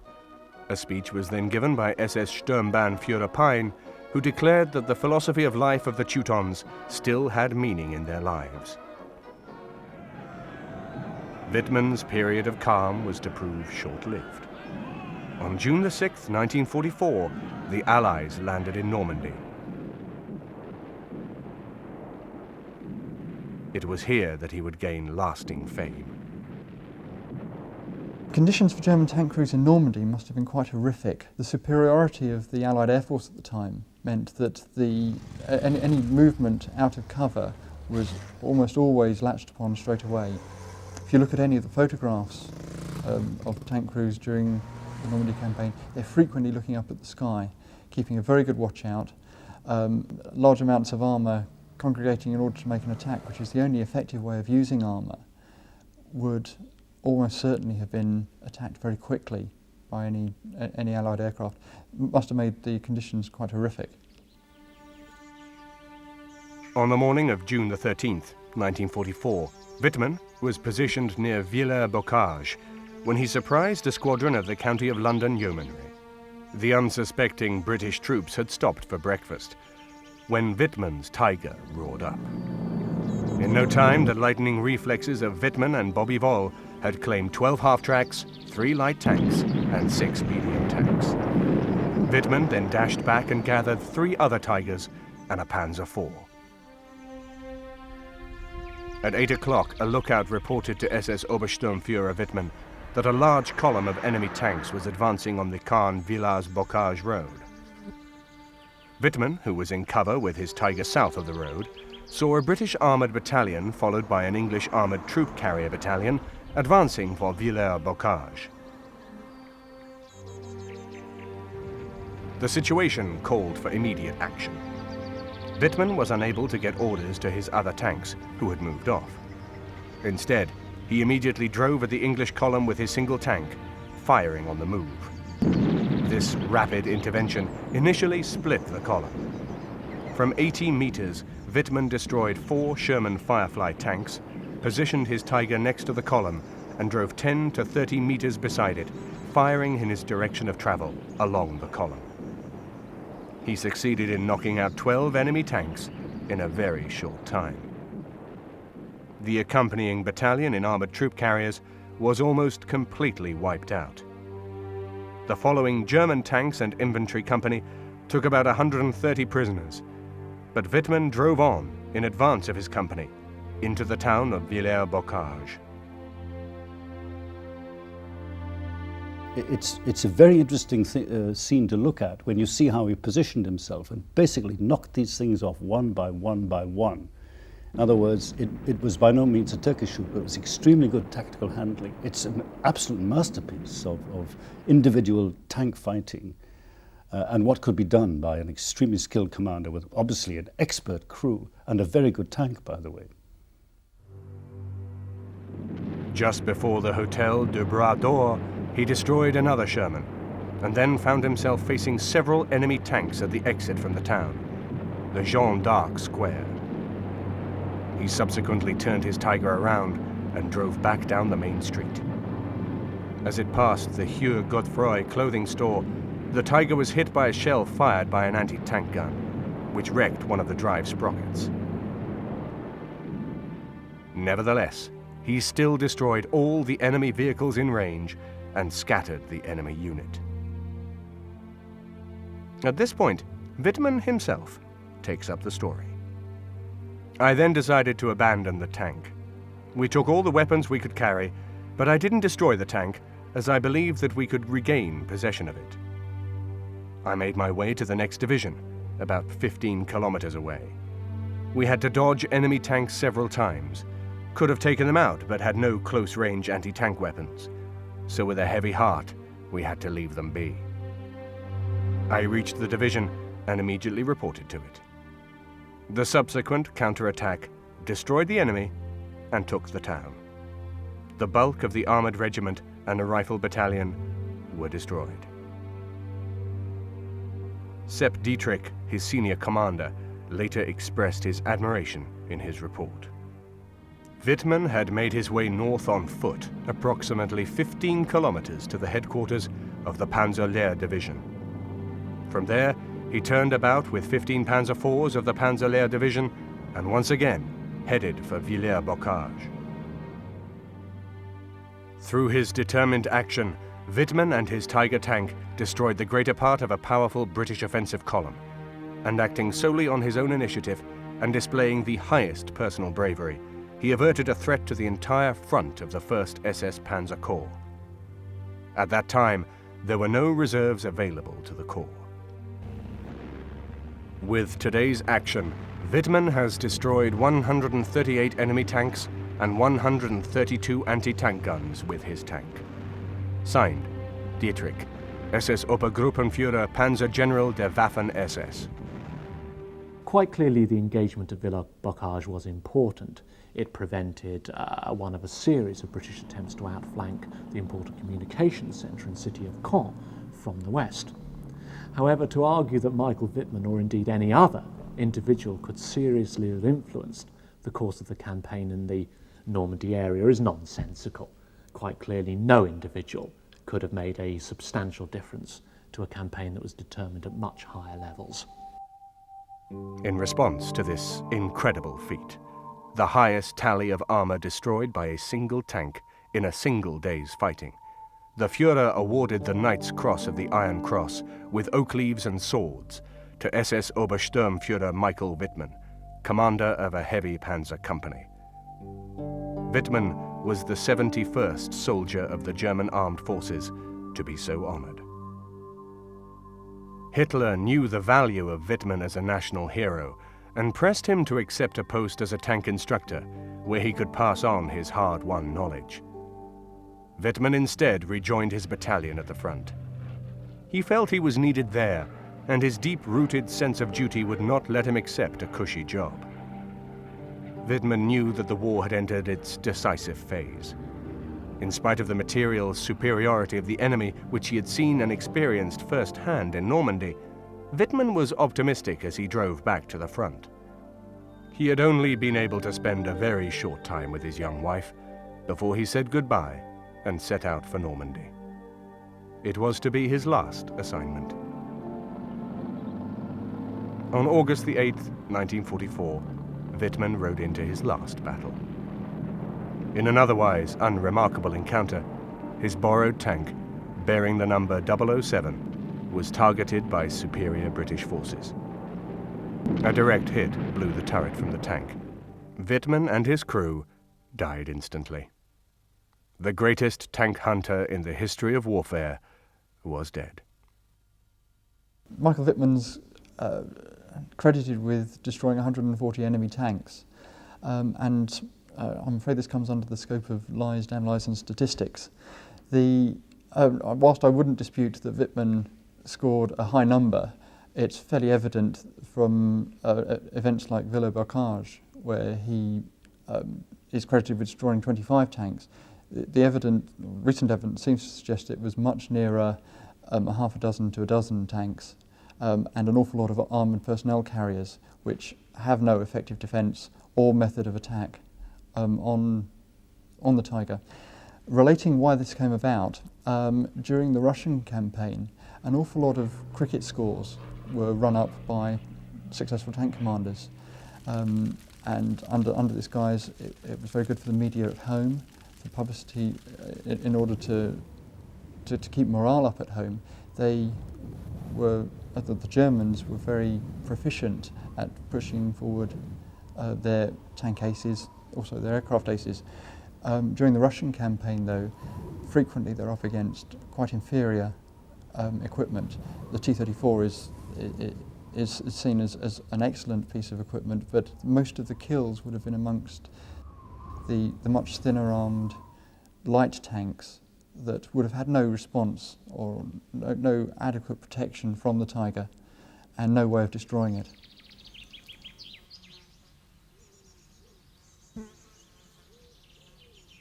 Wittmann and his crew are buried at Lacombe Military Cemetery in Normandy, near the site of his greatest victory at Villers-Bocage, a fitting resting place for a tireless warrior.